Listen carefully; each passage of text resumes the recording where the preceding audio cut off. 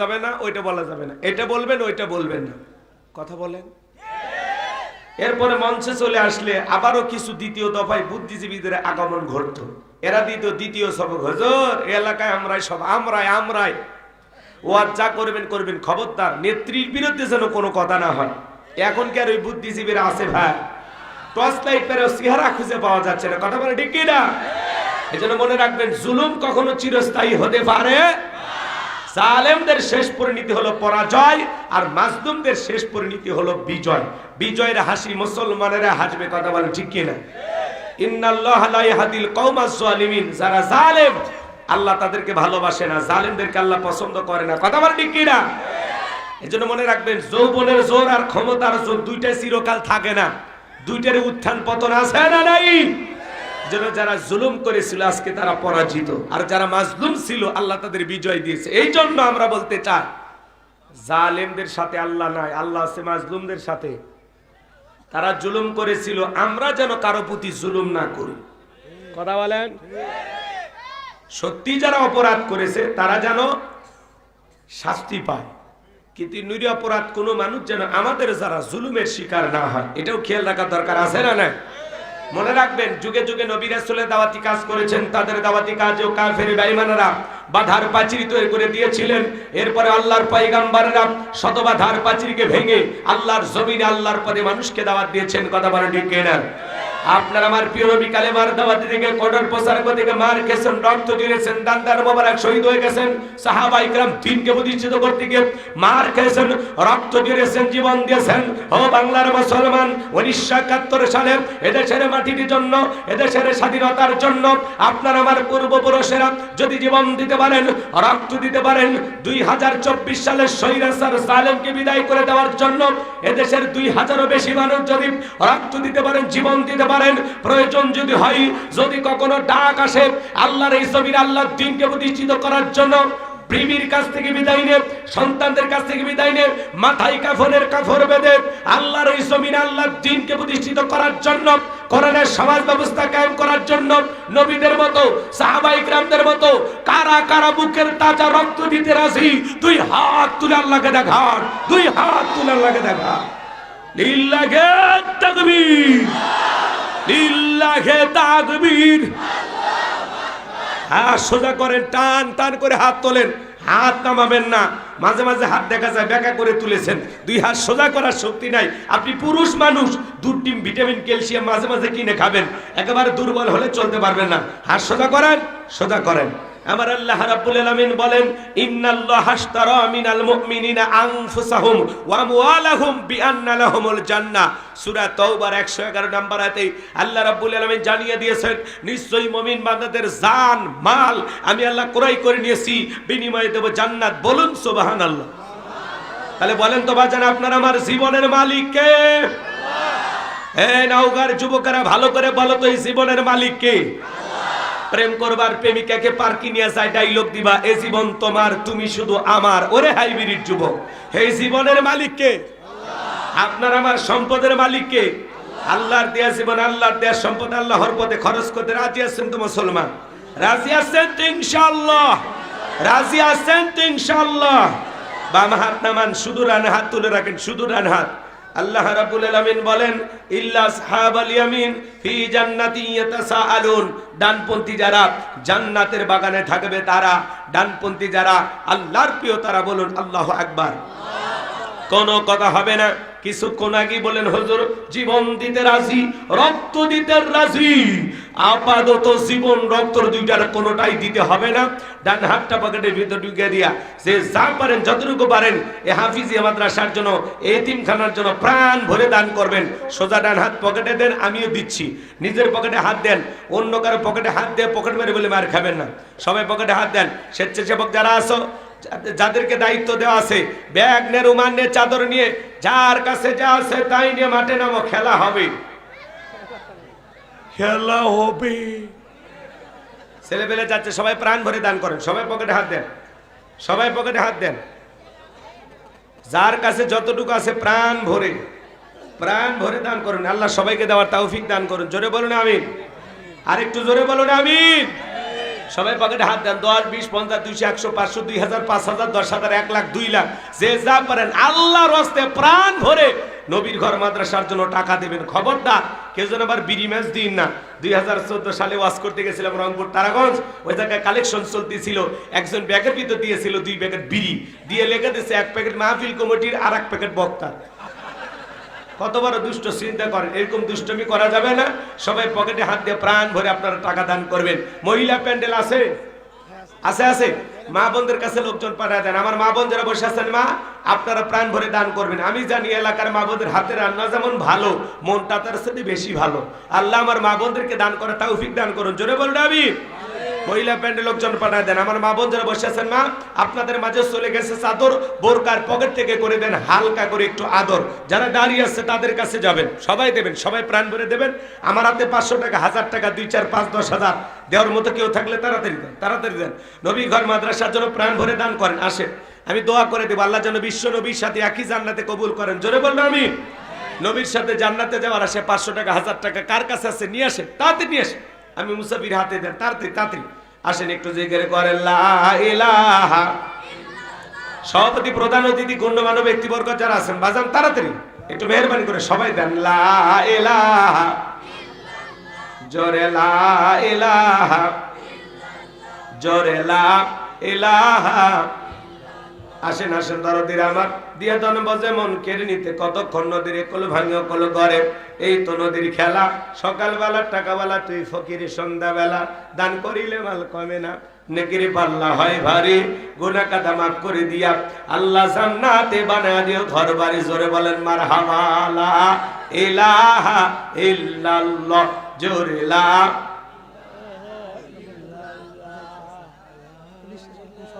Police কি কর, মাশাআল্লাহ মাশাআল্লাহ, পুলিশ বসে আছে গো, তো টেরি ভাই। হ্যাঁ, এখন দেখেন কি দিন আসলো, ভয় লাগতো তাই না? এখন আর পুলিশ দেখে ভয় করার দিন শেষ। এখন পুলিশ দেখলে হয় কোলাকুলি। হ্যাঁ, আমার একটা সমস্যার কারণে আজকে আমি বগুড়া সদর থানা গিয়েছিলাম। তো পুলিশ ভাইয়েরা আমার পায়া, এ হুজুর আসছে, এই চেয়ার দাও, বসতে দাও। কি একটা আদর পায়, মাশাআল্লাহ, পরিবর্তন হয়ে গেছে সবকিছু, আলহামদুলিল্লাহ। আজকের এই প্রোগ্রামে আমাদের যে ভাই আছেন জনাব মোহাম্মদ মুস্তাফিজুর রহমান, উনি বাংলাদেশ হাওয়াই পুলিশ, আল্লাহর গোলাম, বগুড়াতে চাকরি করেন। আমরা ওনার জন্য দিল থেকে দোয়া করবো। অত্র এলাকারই কৃতি সন্তান, আল্লাহ যেন তার গোলামের হায়াতে তৈয়বা সিয়াতে কুলিয়ে দান করেন। জোরে বলুন আমিন। উনি এসেছেন আপনাদের ইনশাআল্লাহ যতটুকু পারে সহযোগিতা করবেন ইনশাআল্লাহ, আল্লাহ কবুল করেন। জোরে বলুন আমিন। লিল্লাহি তাকবীর।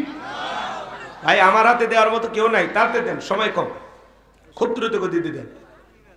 জি বাজান, মাদ্রাসার সভাপতি কিছু কয় না তো? কত যেটা দিছি ভালো দিছি, আমার আপনাকে বললাম এই মাদ্রাসা শুরু থেকে এই পর্যন্ত আছে না, কই 500 1000 চাচ্ছি, কেউ দিচ্ছে না। আপনি মেলা করলে তো দেন তাহলে আমাকে সাসা তো সেই সেনামাল, বক্তাক দাওয়াত দেওয়ালে বললে হবে? যাইতে গেলে তাক দাওয়াত দেবেন না, বেশি কথা বলবেন, অতিরিক্ত বলা ঠিক না, ঠিক আছে? এলাকার তো মেলা হুজুর আছে, মিশে অত দূর থেকে নিয়ে আসেন কেন? আপনাদের মসজিদের ইমাম নাই, ওনাক প্রধান বক্তা বানায় মাহফিল দিবেন, তাহলে হবে। কথা বোঝেন নাই? দূর থেকে মেহমান আসলে একটু খরচ হবে, এই জন্য অতিরিক্ত না বলা ভালো, তাই না?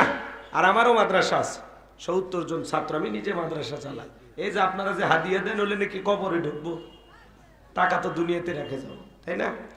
মাদ্রাসা বানাইছি, একটা মসজিদ বানাবো, আর একটা গণকবরস্থান বানাবো, এই স্বপ্নগুলো আমার আছে।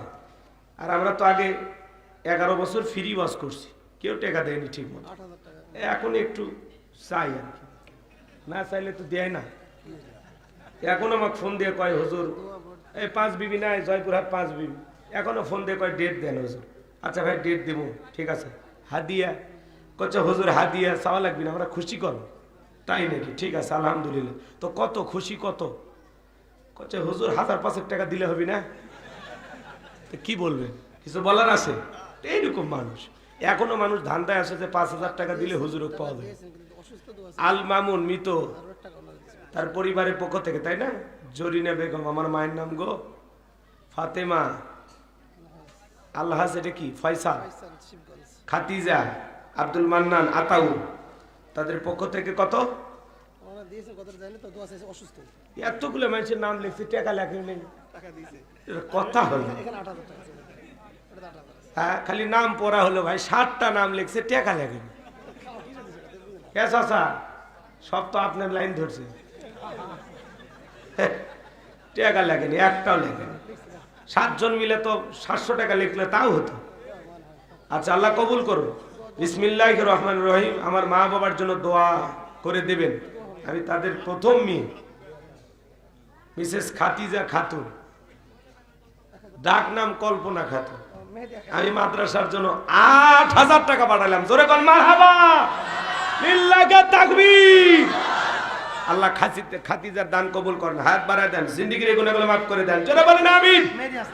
মেহেদি হাসান নাম, বাপের মেরামত করছে একখান কাম, নগদে 1,000 টাকা। জোরে বলেন মারহাবা। আল্লাহ মেহেদি ভাইয়ের হায়াত বাড়ায় দেন, জিন্দেগির গুনাহগুলো মাফ করে দেন, দুনিয়া আখিরাতে ইজ্জত সম্মান বাড়ায় দেন। জোরে বলেন আমিন। সব মনে হয় কালাম ভাইয়ের কাছে দিয়ে দিছে না, আবুল কালাম আজাদ ভাইয়ের কাছে। হ্যাঁ, আমারে তো কেউ দিচ্ছে না। ঠিক আছে, আর কেউ আছেন বাজান দেবেন? বাকিতেও লিখে দিতে পারেন যে হুজুর আমি পরে 1,000 টাকা দেব। কোরআনকে মহাব্বত করে, মনে করেন এই কোরআনের মহাব্বত আর ভালোবাসা, 1,000 টাকা হুজুর আমি কোরআনকে মহাব্বত করে, আল্লাহর কোরআন 30 পারা কোরআনকে মহাব্বত করে আল্লাহর 30 জন বান্দা যদি দেন, আমি দোয়া করে দেবো আল্লাহ যেন সোনার মক্কা মদিনা না দেখায়া কবরে না নেয়, মৃত্যুর সময় আল্লাহ যেন কালেমা পড়তে পড়তে দুনিয়া ছাড়ার ব্যবস্থা করে দেয়। রসুলের সাথে আল্লাহ যেন একই জান্নাতে থাকার তৌফিক দান করেন। কিয়ামতের ময়দানে কোরআনের সুপারিশ আল্লাহ যেন আপনাদের ভাগ্যে জোটায়া দেন। একটু জোরে বলেন আমিন। 30 পারা কোরআনকে মহাব্বত করে আল্লাহর 30 জন বান্দা, হুজুর আমি 1,000 টাকা দেব। এখন নাই, পরে দেবেন, 1 মাস পরে দেন। হাত তোলেন, হুজুর আমি দেবো ইনশাল্লাহ। বাজান দিলটা নরম করেন। দুনিয়ার সম্পদ আমরা দুনিয়াতে রেখে যাব, অন্ধকার কবরে খালি হাতে যেতে হবে। রাজা বাদশাহ আমির ওমর সবার জন্য একই বিছানা, একই কবর। বলেন হুজুর আমি দেব। দিলটা নরম করেন বাজান। 1,000 টাকা দিলে দেন, না দিলে আমি আলোচনা চলবে। একটা মিনিট, ওই যে হাত তুলছে, মোবাইল লিখে নেন। চাচা আপনার নাম কি বাবা? ও মাশাআল্লাহ, মোহাম্মদ আবুল কালাম আজাদ নাম। বাপের মেরামত করছে খান কাম, 1,000 টাকা। জোরে বলেন মারহাবা। আল্লাহ কবুল করেন, হায়াত বাড়া দেন, জিন্দেগির গুনাহগুলো মাফ করে দেন। কোরআনের 1 পারাকে মহব্বত করে 1,000। কিনা লিখে দিছে? তাহলে 2 পারা হয়ে গেছে। আল্লাহ কবুল করেন। আর কেউ আছেন যে আরো 2-1 পারার জন্য দেবেন? কোরআনকে মহব্বত করে দেন বাজান, দেন। আল্লাহ কোন দিক দিয়ে টাকার ব্যবস্থা করে দিবে আপনি টের পাবেন না। সামনে 1 মাস পরে মানে রমজান, রমজানে 1,000 দেওয়া মানে কি? 1 টাকা দিলে যদি 700 গুণ হয়, 1,000 দেওয়া মানে 7 লাখ টাকার সব। সুবহানাল্লাহ কর। 1,000 টাকা দেন রমজানে, 7 লাখ টাকা দান করলে যে সব, আল্লাহ সেই সব আপনার আমল নামায় লিখে দেবেন। সুবহানাল্লাহ, সুবহানাল্লাহ, সুবহানাল্লাহ। বলেন কে আছেন? হুজুর আমি দেবো ইনশাআল্লাহ।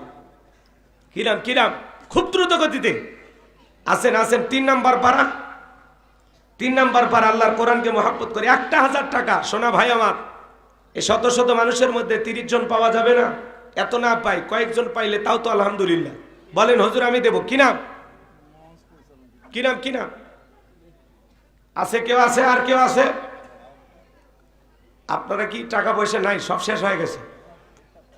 ভাই নিয়ত করেন, ভালো কাজে দিতে হয়। মাদ্রাসা আল্লাহ কবুল করেন। জোরে বলেন আমিন।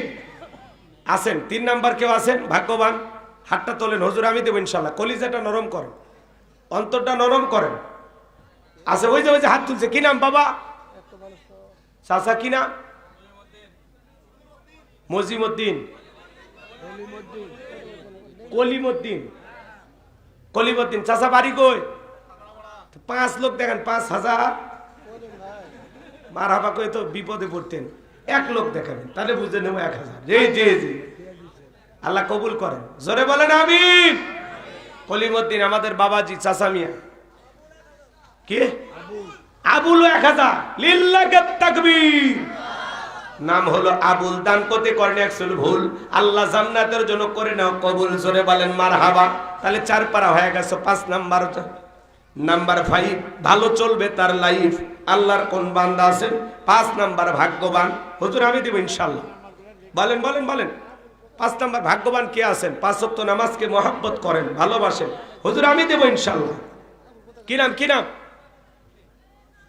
কই কই হাত তোলে না। ওই যে ও তুলছে গো। কি কত?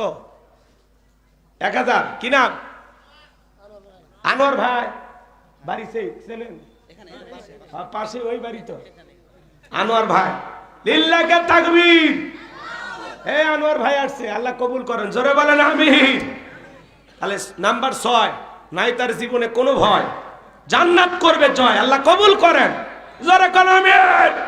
6 নাম্বার ভাগ্যবান কে আছেন? হুজুর আমি দেব ইনশাআল্লাহ। বলেন কি নাম?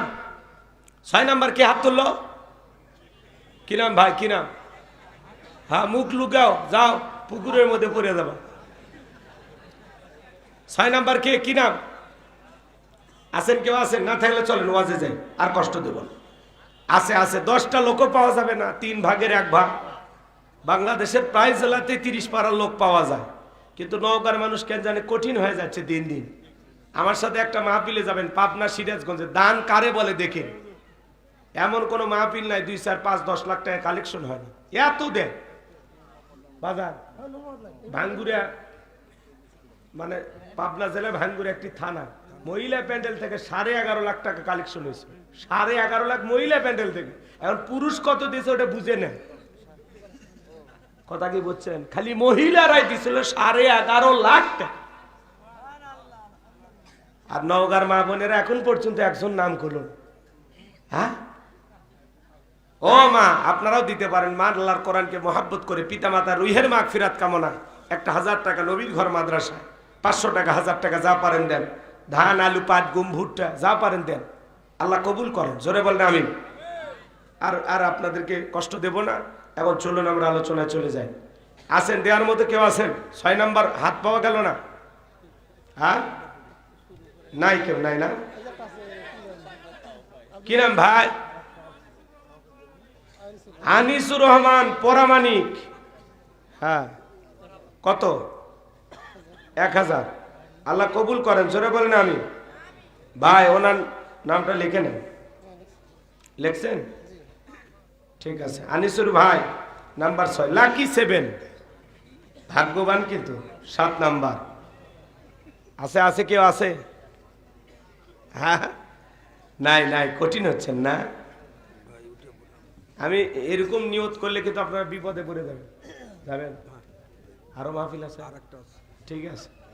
এখন আমাদের কাছে আপনাদের সিরিয়াল বেশি। ঠিক ঠিক আছে না, যাওয়াই লাগবে। জনগণের সাথে মিশতে হবে, যাওয়া লাগবে। জি 16 বছর তোরা যাবারই দেয়নি। পোস্টারে জামাত বিএনপির নাম দেখলে 3 গাড়ি পুলিশ আসতো ঠেকানের জন্য। মাহফিল হওয়া তো দূরের কথা, কথা কন। আর কি দিন আসলো জামাত বিএনপির লোক এক জায়গায় বসে থাকে। আলহামদুলিল্লাহ, কি পরিবেশ আসলো। হ্যাঁ ভাইয়ের আরো মাহফিল আছে, আমাদের এত সিরিয়াল নাই। যে যে কত 12টা বাজলে দোয়া করে বাড়ির যাবো, টেনশন আছে। সবাই একসাথে যাবো। চলে আসলে কি মাদ্রাসার মাহফিল, বোঝেনি তো আপনারা। এই যে আপনাদের দানের টাকা দিয়ে মাদ্রাসা চল, একটু সহযোগিতা করলেন। আমি চাইলাম, এতে তো আপনার আখিরাতের অ্যাকাউন্ট ভারী হলো। আমি তো আপনার লস করিনি, হয়তো ওয়াজ 2টা কম শুনলেন, কিন্তু এই যে আপনারা দান যে করতেছেন, এতে আপনারা লাভবান। কিয়ামতের ময়দানে আপনি আপনার আমল নামায় দানের সব দেখে অবাক হবে, আর বলবেন আল্লাহ এত টাকা তো আমি দান করিনি। আল্লাহ ওই যে সামান্য 500 টাকা 1000 টাকা দিয়েছিল মসজিদ মাদ্রাসায়, ওইটা পাইলে পুষে আল্লাহ তাআলা উহুদ পাহাড় সম পরিমাণ সব আপনার আমল নামায় দান করবে। বলুন সুবহানাল্লাহ। আপনি কল্পনা করবেন না এত সব আল্লাহ আপনাকে দেবে, এত সব।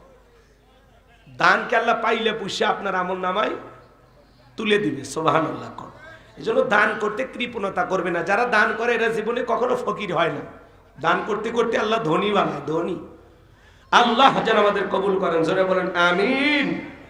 ভূমিকা আর কথা বাড়ানোর সুযোগ নাই, আমি কথা বলবো। এদিক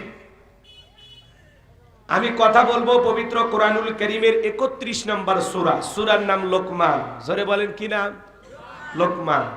মোট আয়াত আছে 34টি, রুকু আছে 4টি। বিশ্বনবীর মক্কার জিন্দেগিতে আল্লাহ তাআলা এই সূরাটি নাজিল করেছেন। কোরআনুল কারীমের 31 নম্বর সূরা। আজকে আমরা সূরা লোকমান থেকে আলোচনা করব ইনশাআল্লাহ। 12:30 পর্যন্ত থাকার ইচ্ছা আপনাদের আছে তো, নাকি 12টার মধ্যে শেষ করলে ভালো হবে?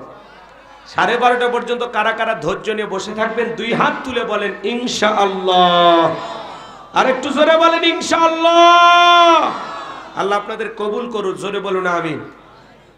আর একটু জোরে বলেন না আমিন।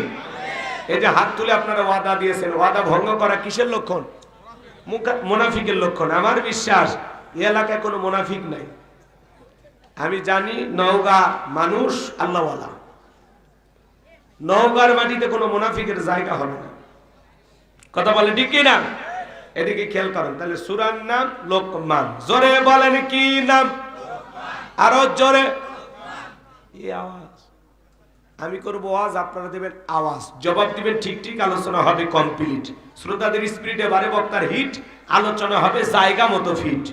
আগে বলতাম কিছু আজ প্যান্ডেলে, কিছু আজ অ্যাঙ্গেলে, এখন আর অ্যাঙ্গেলে না, যা বলবো সব ডাইরেক্ট। অ্যাঙ্গেলে বলার দিন শেষ, ডাইরেক্ট বলার বাংলাদেশ। কথা বলে ঠিক কিনা? হ্যাঁ, 2024 সালের অঙ্গীকার, পুলিশ হবে জনতা। পাশে পুলিশ বসে আছে, ভয় আছে নাকি? এত ভয় করেন কে? মোস্তাফিজুর রহমান ভাই বসে আছেন, কোনো ভয় নাই, আপনার টেনশন মুক্ত থাকেন। কোরআন এবং সুন্নাহর আলোকে আলোচনা হবে, দলিল ভিত্তিক কথা হবে। এদিকে আমার দিকে খেয়াল করেন। আল্লাহ তাআলা একজন ব্যক্তির নামে সূরা দিয়েছেন। লোকমানে হাকিম কোনো নবীও ছিলেন না, রসুলও ছিলেন না, ছিলেন একজন ব্যক্তি। কিন্তু লোকমানে হাকিমের কিছু কথা, কিছু বক্তব্য আল্লাহ তাআলার কাছে এতটা পছন্দ হয়েছে, এতটা ভালো লেগেছে। লোকমানে হাকিম তার সন্তানদেরকে ডেকে কিছু ওয়াজ করেছিলেন, কিছু নসিহা করেছিলেন, কিছু উপদেশ দিয়েছিলেন। এই উপদেশগুলো আল্লাহ তাআলার কাছে এতটাই পছন্দ হয়েছে যে লোকমান হাকিমের সন্তানদেরকে দেওয়া সেই উপদেশগুলোকে আল্লাহ তাআলা কোট করে কোরআনুল কারীমের ভিতরে তার নামে একটি সূরা নাজিল করেছেন। বলুন আল্লাহু আকবার। এদিকে খেয়াল করেন। এই লোকমান হাকিমের চেহারা ছিল কালো, ঠোঁটগুলো ছিল মোটা, খাটো মানুষ ছিলেন, খুব বেশি লম্বা ছিলেন না। এই লোকমান হাকিম ছিল একজন রাখাল, কৃতদাস। এই রাখাল কৃতদাসকে আল্লাহ তাআলা কিভাবে সম্মান দিলেন কল্পনা করা যায়? লোকমানে হাকিম চেহারাটা ছিল কালো, অন্তর ছিল ভালো, তার জবানের কথাগুলো আল্লাহ তাআলার কাছে এতটাই পছন্দ হলো, এই জন্য আল্লাহ তাআলা কোরআনুল কারীমের ভিতরে তার নামে একটি সূরা নাজিল করলো। বলুন আল্লাহু আকবার। দিল দিয়া কথাগুলো বোঝার চেষ্টা করবেন বাজান গো আমার। আপনারা যদি আদর্শ বাবা হতে চান, সন্তানদেরকে আদর্শ সন্তান হিসেবে গড়ে তুলতে চান, অনেকের স্লোগান, এদিকে খেয়াল করেন, সন্তান জন্ম দিলেই কিন্তু সন্তানের মানুষের মতো মানুষ করা যায় না। গরুর পেট থেকে জন্ম নিলে এটা গরুর বাচ্চা, ছাগলের পেট থেকে জন্ম নিলে এটা ছাগলের বাচ্চা, কিন্তু মানুষের পেট থেকে জন্ম নিলে এটা মানুষের বাচ্চা হয় না, তাকে মানুষের মতো মানুষ হিসেবে গড়ে তোলা লাগে। এজন্য আপনি আদর্শ বাবা হবেন কিভাবে, আপনার সন্তানদেরকে আদর্শ মানুষ হিসেবে কিভাবে গড়ে তুলবেন, আজকের মাহফিল থেকে সেই মেসেজ আপনাদেরকে দেওয়া হবে, সেই বার্তা আপনাদেরকে দেওয়া হবে, যেটা 1500 বছর আগে আল্লাহ জানিয়েছেন। চিৎকার মেরে বলুন আল্লাহু আকবার। তাহলে বলেন তো, এই টপিকটা নিয়ে আলোচনা করার দরকার আছে না না? আপনারা কি আদর্শ বাবা হতে চান? জোরে বলেন চান? সন্তানদেরকে আদর্শ মানুষ হিসেবে গড়ে তুলতে চান? তাহলে লোকমান হাকিম তার সন্তানদেরকে যে কয়েকটি উপদেশ দিয়েছিলেন, প্রত্যেকটা বাবাকে তাদের সন্তানদের কাছে এই উপদেশগুলো দিতে হবে। আজকে আমি যে ওয়াজ শোনাবো, এই ওয়াজ আপনার সন্তানের সামনে আপনাকে করতে হবে। কি রাজি আছেন? রাগ করবেন না আমার ভাইয়েরা। লোকমান হাকিম কোন নবী ছিলেন না, রাসূল ছিলেন না, ছিলেন একজন জ্ঞানী ব্যক্তি।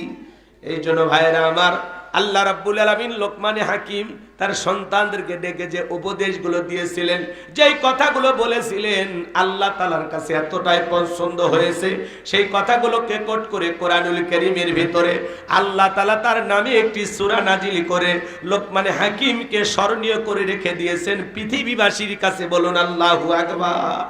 একটু জবান ছেড়ে সবাই মহব্বতে আমার সঙ্গে তেলাওয়াত করুন, আউযু বিল্লাহি মিনাশ শাইতানির রাজিম, বিসমিল্লাহির রাহমানির রহিম। বিতাড়িত মুর্দার শয়তানের কাছ থেকে, অভিশপ্ত ইবলিসের কাছ থেকে আল্লাহ তাআলার কাছে আশ্রয় প্রার্থনা চাচ্ছি।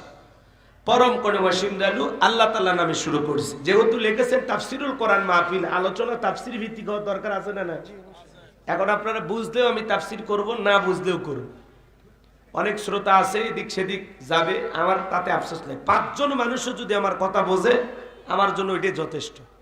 লোক আসলো 2 লাখ, 1 লাখ, 50,000, কিন্তু একটি কথাও আমল করলো না, তাহলে হাজারো জনগণ দিয়ে আমি কি করব? মাহফিলে লোক কম, কিন্তু এখান থেকে যদি 50টা মানুষ আজকে এই আলোচনা শুনে পরিবর্তন হয়, আল্লাহ তাআলা যদি সঠিক রাস্তা তাদেরকে দেখায়া দেন, তাহলে এই মাহফিলকে কবুল করবেন কে?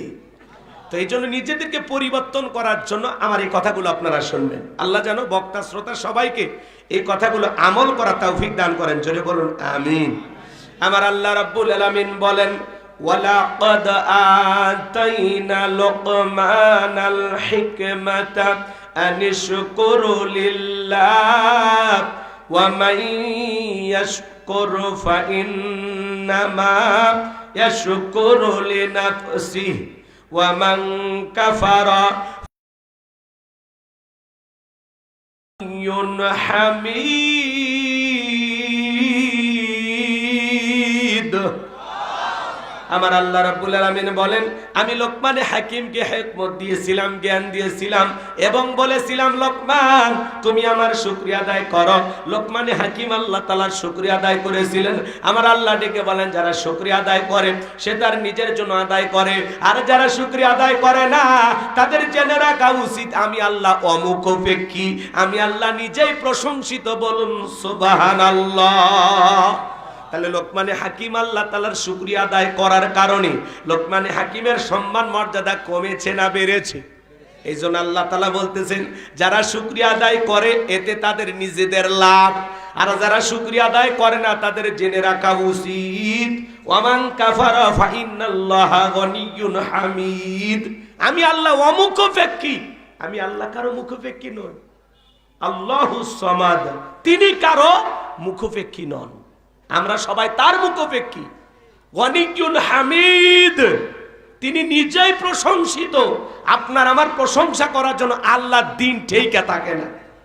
আপনি প্রশংসা করলেও আমার আল্লাহ আল্লাহ, আপনি প্রশংসা না করলেও আমার আল্লাহ আল্লাহ। আল্লাহু আকবার বলেন। প্রশংসা আদায় করলে বান্দার লাভ, আল্লাহর কোনো লাভ নাই।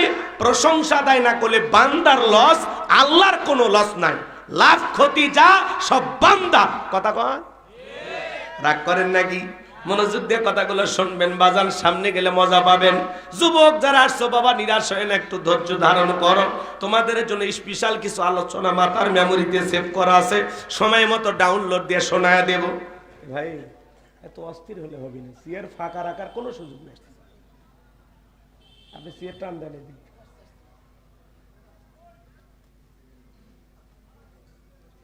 আশেপাশে তারা বসে থাকবেন, চুপচাপ থাকালে সুন্দর হয়। ওরা বসা করলে খেয়াল হারিয়ে যায়। এদিকে তাহলে প্রশংসা আদায় করলে বান্দার লাভ, আল্লাহর কোনো লাভ আছে?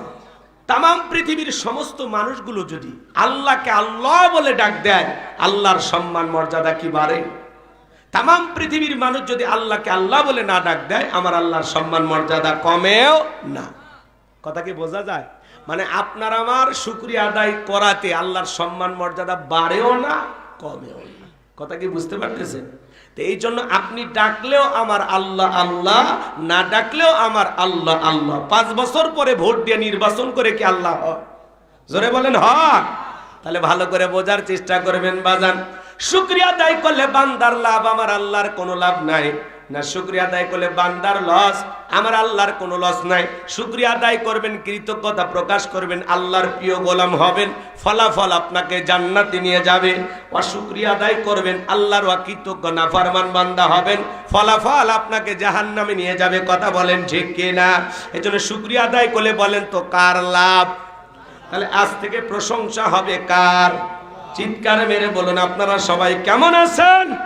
আলহামদুলিল্লাহ। সুখে থাকি আর দুঃখে থাকি সব সময় আল্লাহ তাআলার প্রশংসা আদায় হবে।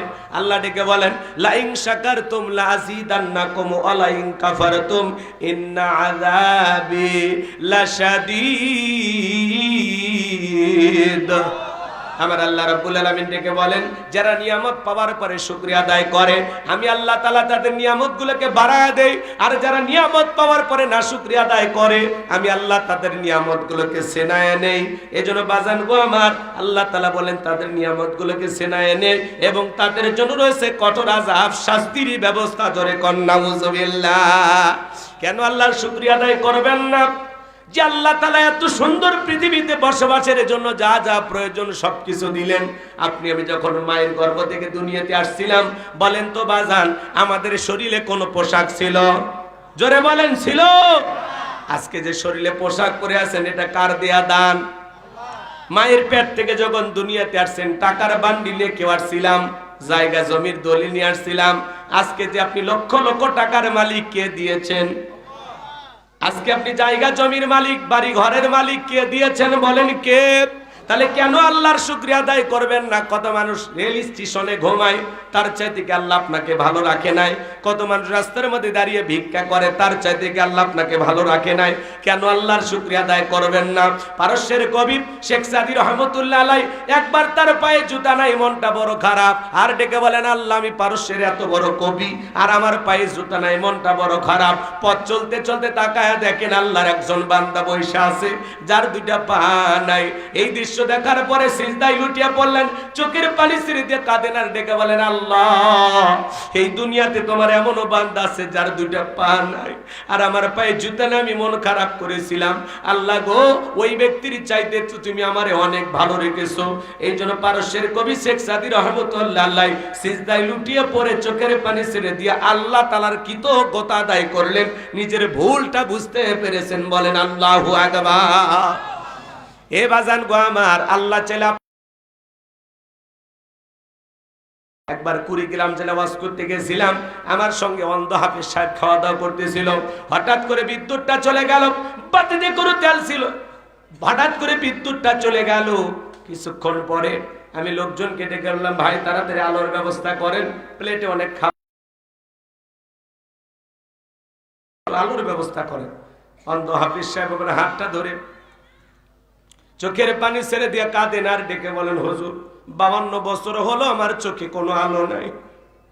ও হুজুর, যে মা আমাকে জন্ম দিয়েছে মাটা দেখতে কেমন আমি জানি না, আমার বাবা দেখতে কেমন আমি জানি না, আমি বিয়ে করেছি আমার বউটা দেখতে ফর্সা না কালা আমি জানি না। ও হুজুর, আল্লাহ অনেকগুলো ছেলে দিয়েছে, মেয়ে দিয়েছে, ছেলেগুলোর চেহারা কেমন জানি না, মেয়েগুলোর চেহারা কেমন আমি জানি না, আসমান জমিন দেখতে কেমন আমি জানি না। আল্লাহ চোখের আলো দেয় নাই, আমি মন খারাপ করি নাই। কঠিন কিয়ামতের ময়দানে আল্লাহ তাআলা যেদিন আমার চোখের আলো ফেরায় দিবেন, ওই দিন যেন আমি চোখের আলো পাইয়া সর্বপ্রথম ওই দুই চোখ দিয়ে আমার মালিক আল্লাহকে আমি দেখতে পাই। আল্লাহু আকবার। একজন অন্ধ ব্যক্তির সান্ত্বনাটা কোথায়?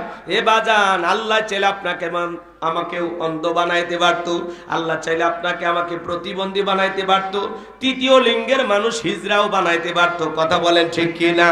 রাস্তায় দাঁড়িয়ে যে ভিক্ষুক ভিক্ষা করে, আল্লাহ চাইলে ওই জায়গায় আপনাকে আমাকেও দাঁড় করায় দিতে পারে কিনা বলেন? তাহলে কেন আল্লাহর শুকরিয়া আদায় করবেন না?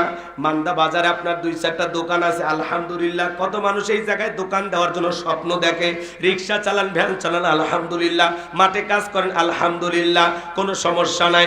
আপনি মালয়েশিয়া, সৌদি আরব প্রবাসী, আলহামদুলিল্লাহ। আপনার মতো বিদেশে যাওয়ার জন্য মানুষ কত স্বপ্ন দেখে। এক কথায় নিজের অবস্থানে থেকে শুকরিয়া আদায় করবেন। আল্লাহ যতটুকু দিয়েছেন ততটুকু পেয়ে শুকরিয়া হবে কার? প্রশংসা হবে কার? যদি জিজ্ঞাসা করা ভাই কেমন আছেন, এক গরিবের থাকা না থাকা হুজুর, আমার মতো হতভাগা দিয়ে এই যাচ্ছে কোনো মতে, আসি আর কি আলহামদুলিল্লাহ।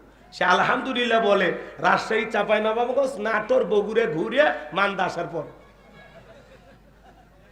মুসলমানের জবাব এটা হবে না। আপনি কেমন আছেন? আলহামদুলিল্লাহ। আমার যত সমস্যা আছে আমি বলবো কার কাছে? জোরে বলেন। আর আমরা ভাই কেমন আছেন? হুজুর বললেন না, আমাদের দিনকাল হুজুর আলহামদুলিল্লাহ বাড়ি করবে না, ওটা মানে পকেট হচ্ছে পকেট। আলহামদুলিল্লাহ আছে কই? পকেট। রাগ করে। আপনারা সবাই কেমন আছেন? অনেকে মুখ খুলেইনি, এখনো বুঝিনি। আপনারা সবাই কেমন আছেন? আলহামদুলিল্লাহ। যেই জিজ্ঞাসা করুক, সুখে থাকেন, দুঃখে থাকেন, খেয়ে থাকেন, না খেয়ে থাকেন, হাসপাতাল বেডে থাকেন আর ঘরে থাকেন, কোনো সমস্যা নেই। মানুষ জিজ্ঞাসা করলেই বুক মানে বুক থেকে আর মুখটা খুলে, বুক ভরে নিঃশ্বাস নিয়ে মুখটা খুলে সবার সামনে বলবেন আলহামদুলিল্লাহ। মানুষ আপনার এই যে অন্তর থেকে যে আপনি আলহামদুলিল্লাহ বলতেছেন, এটা যেন মানুষ বোঝে। হাজারো কষ্ট থাক, হাজারো ব্যথা থাক, হাজারো যন্ত্রণা থাক, সমস্যা না। আমার যন্ত্রণার কথা জানে কি? মানুষের কাছে বললে লাভ আছে? মানুষ কি বিপদে আরো সুযোগ নেয়?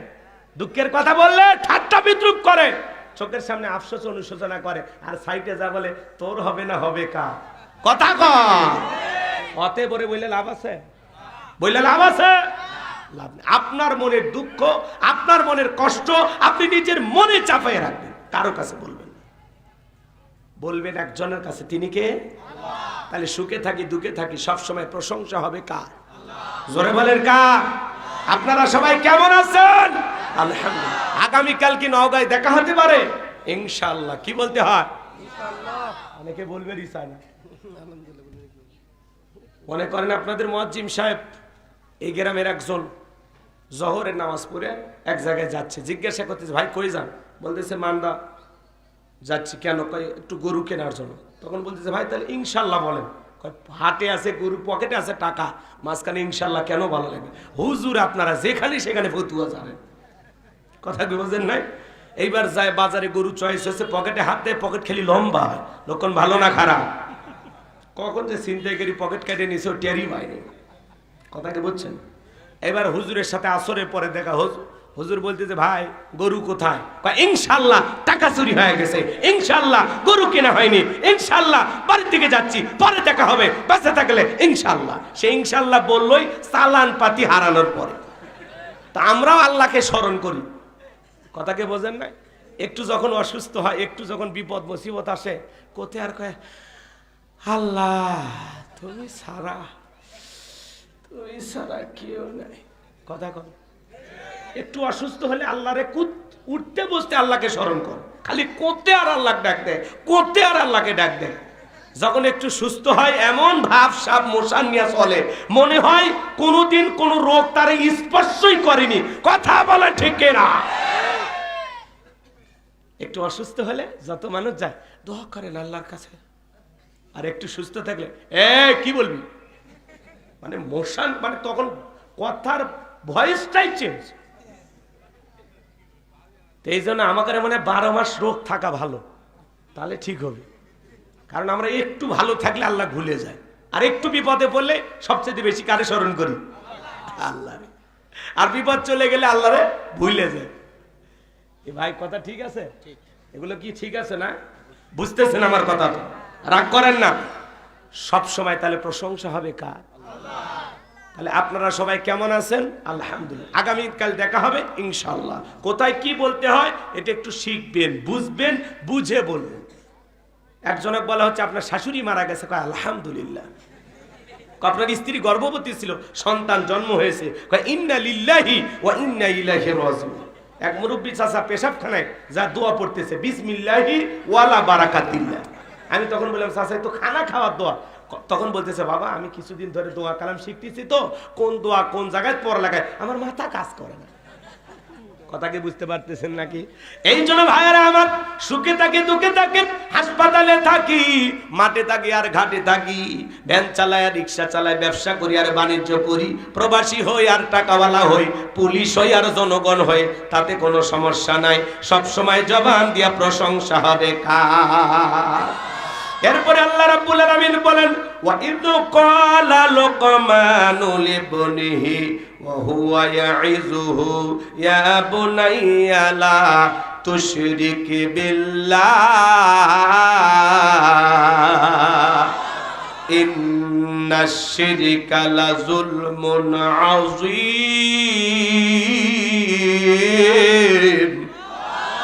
আমার আল্লাহ রাব্বুল আলামিন ডেকে বলেন, স্মরণ করো লোকমান হাকিমের কথা। যখন লোকমান হাকিম তার কলিজার টুকরা সন্তানদেরকে একত্রিত করে সুন্দর করে বয়ান করে বলতেছেন, ইয়া বুনাইয়া, হে আমার বৎস, হে আমার কলিজার টুকরা সন্তান, হে আমার হৃদয়ের স্পন্দন, সন্তানকে কিভাবে আদরের ভাষায় ডাকতে হবে আল্লাহর কোরআন আপনাকে শেখাচ্ছে। সুবহানাল্লাহ। লোকমান হাকিম তার সন্তানদেরকে ডেকে, তিনি শুধু মাঠে ময়দানে ওয়াজ করতেন না, তিনি তার সন্তানদেরকে ডেকে বলতেছেন, ইয়া বুনাইয়া, হে আমার বৎস, হে আমার কলিজার টুকরা সন্তান, হে আমার হৃদয়ের স্পন্দন। সন্তানদেরকে আদর করে ডাকবেন, হে আমার আব্বা জান, হে আমার কলিজার টুকরা সন্তান, বাবা আমার কোথায়, আব্বা আমার কোথায়, আদর করে ডাকবেন। দরদ ভরা কণ্ঠ নিয়া, মায়া ভরা মন নিয়া সন্তানদেরকে ডাকবেন। আর আমরা ডেকে বলবো, এদিক শোন, কথা কয় না। আপনারা এদিক শোনেন, রাগ করেন। আপনাদেরকে যদি আমি বলি যে বলেন তো, আপনি তো বাবা, বাবা হিসেবে আপনার সন্তান আপনার কাছে কয়টি হক পাবে বলেন? 3টি না? আর কে বলবেন বলেন? একজন বলে 3টি। আপনার সন্তান আপনার কাছে হক পাবে 12টি। কয়টি? জোরে বলেন কয়টি? সন্তানের 1 নাম্বার হক, সন্তান জন্মগ্রহণ করার সাথে সাথে একটা ফেসবুকে ছবি তুলে ছেড়ে দেওয়া লাগবে। সুবহানাল্লাহ। তাই না? এটা 1 নাম্বার হক না? সন্তান আসতে দেরি, ওর ছবি ফেসবুকে আপলোড হতে দেরি করে না। কথা কয় না গো? সন্তানের বাপ একটা সেলফি তুলে ছেড়ে দেয়, আব্বা হইলাম। কি হয়েছে? আব্বা হইছে। চাচা থাকলে চাচ্চু হইলাম, মামা থাকলে মামা হইলাম, খালা ফুফু থাকলে বলে অনেক কষ্টের পরে খালা হইলাম। কষ্টের তুই বুঝলো কি? হ্যাঁ, তুমি তো খালা, তোর তো বিয়ে হয়নি, তো কষ্টের কি বুঝলো? যেই মহিলা বাচ্চা ডেলিভারি করছে, জন্ম দিয়েছে, ওই অবস্থায় হাসপাতালের বেডে, ক্লিনিকে থাকা অবস্থায়, হাসপাতালে থাকা অবস্থায় একটা সেলফি তোলে, সেলফি তুলে ওই ছবি ফেসবুকে দিয়ে বলে অনেক কষ্টের পরে মা হওয়ার স্বাদ বুঝলাম। কথা কেন? সন্তান জন্মগ্রহণ করার সাথে সাথে সেলফি তুলে ফেসবুকে দিতে হয়। হ্যাঁ, পাইছেন কথা? একটু অপেক্ষা করে। সন্তানের 1 নাম্বার হক, সন্তানের জন্মগ্রহণ করার সাথে সাথে ছেলে হোক আর মেয়ে হোক, তার কানে আজান দিতে হবে। কথা বলে ঠিক কিনা? 1 নাম্বার হক, আজান দিতে হবে। আর সেলফি তোলার ঠেলায় 3 দিন পার হয়, তাও আজান দেওয়ার কথা মনে নাই। কথা বলেন ঠিক কিনা? 2 নাম্বার হলো তাহনিক করা।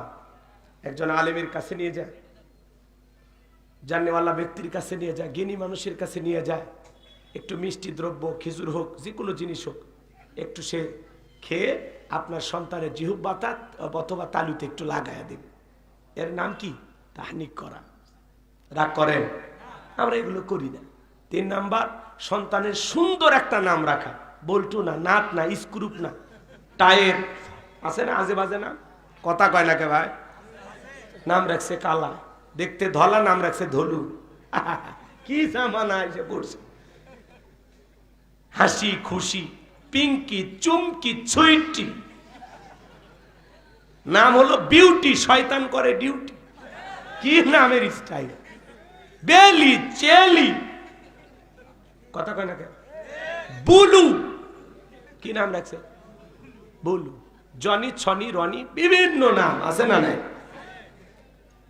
স্বামীকে এক মহিলা সবসময় নাম ধরে ডাকবে, এ রনি এদিকে আসো, এ রনি এটা লাগবে। ছোট বাচ্চা শুনছে রনি রনি। এক বিয়ের বাড়ির দাওয়াত খাবার গেছে, ডাক দিচ্ছে, এ রনি এইদিকে আসো। মানুষজন তাকে আছে, কারে ডাক? তখন বাপরে ডাকতেছে। ছেলে কারে ডাকে? ওই যে মা যে ডাকে রনি রনি কইয়া সন্তানও শিখে ফেলে দিছে, এই রনি এদিকে আসো। তো ভদ্রতা তো মানুষ শিখবে কার কাছ থেকে? মা বাবার কাছ থেকে। তো আমাদের ভিতরে তো সমস্যা। সুন্দর একটা ইসলামিক নাম রাখতে হবে। আমাদেরকে ফোন দিলে আমরা বলি আল্লাহর কাছে দুইটা নাম প্রিয়, একটা আব্দুল্লাহ আর একটা আব্দুর রহমান। তখন বলে আমার চাচার নাম আব্দুল্লাহ আর দাদার নাম আব্দুর রহমান। এগুলো নামের মধ্যে চাচার দাদা দাদা ভাব আপডেট কিছু বলে। তখন তো আমরা বেকায়দায় পড়ে যাই। তখন আমরা বলি তাহলে আপনার যা ইচ্ছে তাই। বলে হুজুর আমরা তাহলে মোটু রাখি, পাতলু রাখি, এগুলো না, সেলি বেলি, বোঝেন নাই? একজনের নাম লাগছে লাটা, লাটা কি না, লাটা আছে না, নাম হলো লাটা। লালটু, টেলু আছে না, বুলু, বুলু নাম কি? আহা, নাম আমরা আর খুঁজে পাই না। আচ্ছা, জীবনে কোনো মাহফিলে শুনছেন যে এখন আপনাদের সামনে ওয়াজ করবেন হযরত মাওলানা বল্টু সাহেব? বলে এই জন্য বাজান নামগুলো একটু সুন্দর রাখেন। আপনার সন্তানের নাম হবে ইসলামিক নাম, নামের যেন একটা সুন্দর অর্থ থাকে। আল্লাহ যেন আমাদের হেদায়েত দান করেন, একটু জোরে কোন আমিন। এরপরে চতুর্থ দায়িত্ব আপনার সন্তানকে দিন শিখানো, কোরআন সুন্নাহর জ্ঞান শিখানো। সন্তান কথাই বলতে শিখিনি, বলে বাবা বলো টাটা। যারা শিখাবে টাটা ওর কপাল ফাটা, ওই সন্তান বড় হইয়া মারবে কপালে ঝাঁটা। টাটা বাই বাই নাই নাই খাই খাই, এগুলো কি? সন্তানকে শিখান যে বাবা তোমার বাবা যাচ্ছে, বিদায় দাও, ফি আমানিল্লাহ। সন্তানকে শিখান। প্রথমে একটু জবান দিয়ে কথা বলতেছে, আল্লাহ চাইলে তো আপনার সন্তানকে আল্লাহ বোবাও বানাইতে পারত। কথা বলতেছে, একটু মালিকের নাম শিখান, আলি বাতা শিখান। না, কথা বলাই শিখিনি। বলো বাবা সি, সিতে ক্যাট, ক্যাট মানে বিড়াল, বিড়াল মেও মেও করে, আছে না?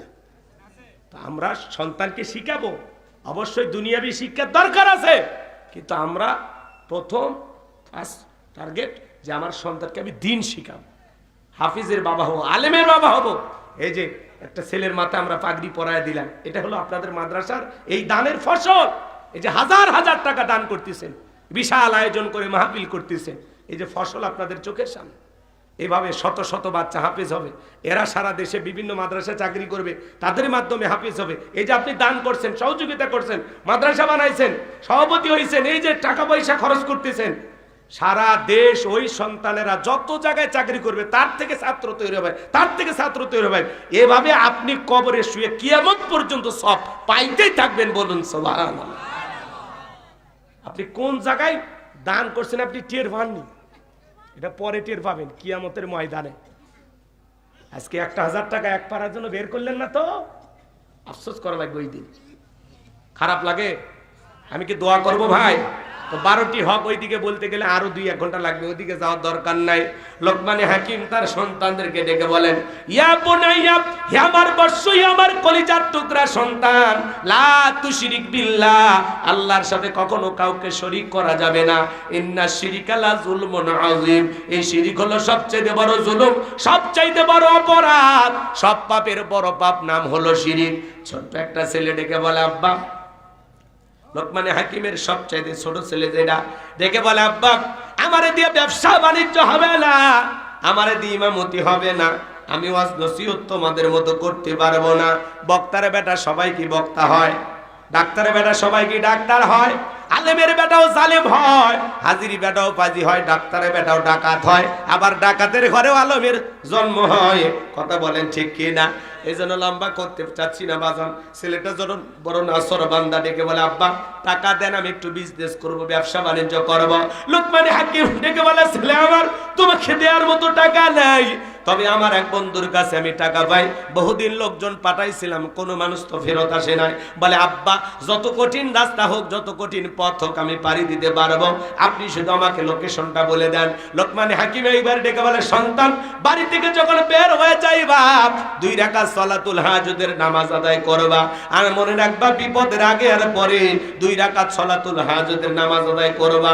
এইবার সন্তানকে বলল, বাবা বাড়ি থেকে যখন রওনা করবা, বিশাল মরুভূমি তুমি রাস্তা পাড়ি দিতে গিয়ে দেখবা একটা জঙ্গল দেখা যায়, সেখানে ঝর্ণার পানি পড়তেছে, সেখান থেকে প্রয়োজন মোতাবেক পানি পান করবা। সামনের দিকে রওনা করে পিছন দিকে তাকায় দেখবা জঙ্গলটা দেখা যায় না, খবরদার ভয় পাইবা না। এভাবে সন্তানকে পুরো রাস্তার বর্ণনা লোকমানে হাকিম সমস্ত ঘটনা সন্তানকে বলে দিল। এইবার ছেলেটা রওনা করলো। পথ চলতে চলতে বাবা যা বলেছে মিলে যাচ্ছে।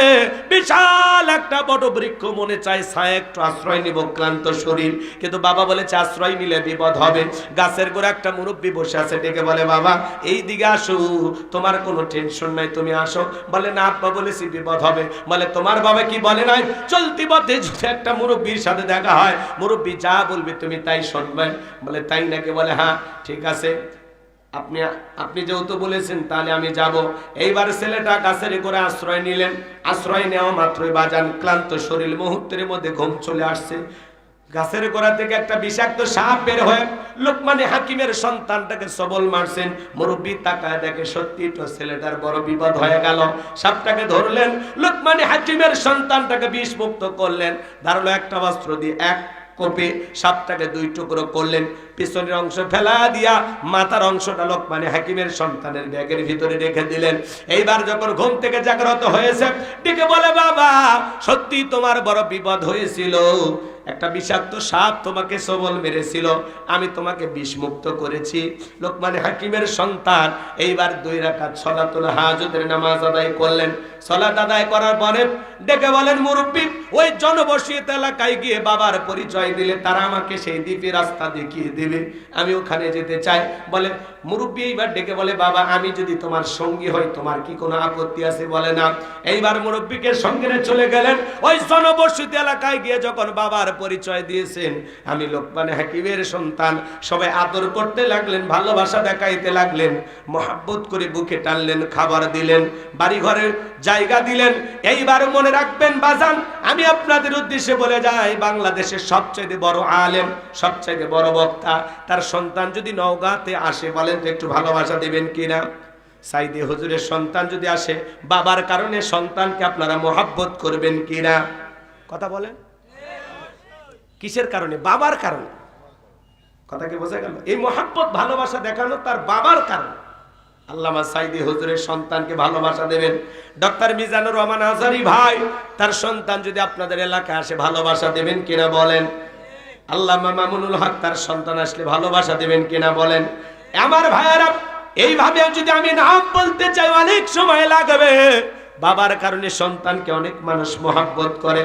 মনে রাখবেন আমি যে কথাটা বলতে চাচ্ছিলাম, লোকমানে হাকিমের সন্তানকে সবাই আদর করতে লাগলেন, ভালোবাসা দিতে লাগলেন। শুধু তাই নয়, ওই এলাকা একটা সুন্দরী নারী ছিল, সেই সময়ের বিশ্ব সুন্দরী বললেও ভুল হবে না। সবাই বলতেছে বাবা তুমি কি বিয়ে করছো? বলে না বিয়ে করি নাই। বলে একটা সুন্দরী মহিলা আছে, তুমি যদি চাও সেই মেয়েটার সাথে তোমার আমরা বিবাহের ব্যবস্থা করব। বাবা বলেছে খবরদার, ওই এলাকায় যাওয়ার পরে লোকজন যদি বিবাহের কথা বলে ওই মেয়েকে বিবাহ করা যাবে না, বিবাহ করলে তোমার বিপদ হবে। আগেই বলেছে, কিন্তু সবাই অনুরোধ যখন করতেছে বাবা বিয়ে করো আর না করো পাত্রীটা একবার দেখো। সবাই যখন অনুরোধ করলেন, লোকমানে হাকিমের সন্তান পাত্রী দেখার জন্য চলে গেল।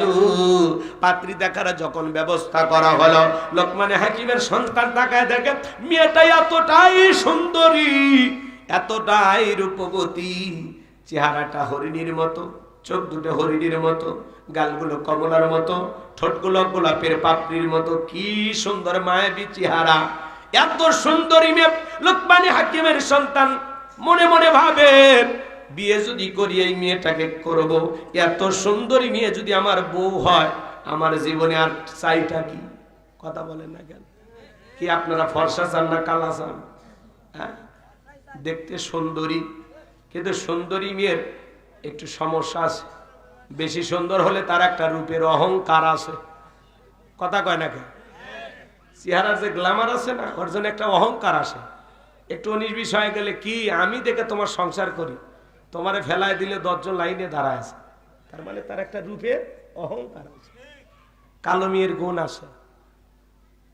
ও চিন্তা করে মা বাবা অনেক কষ্ট করে একটা স্বামী দিছে, এ যদি আমার জীবন থেকে চলে যায় তো জীবনে আর ভাগ্যে জুটবে কিনা।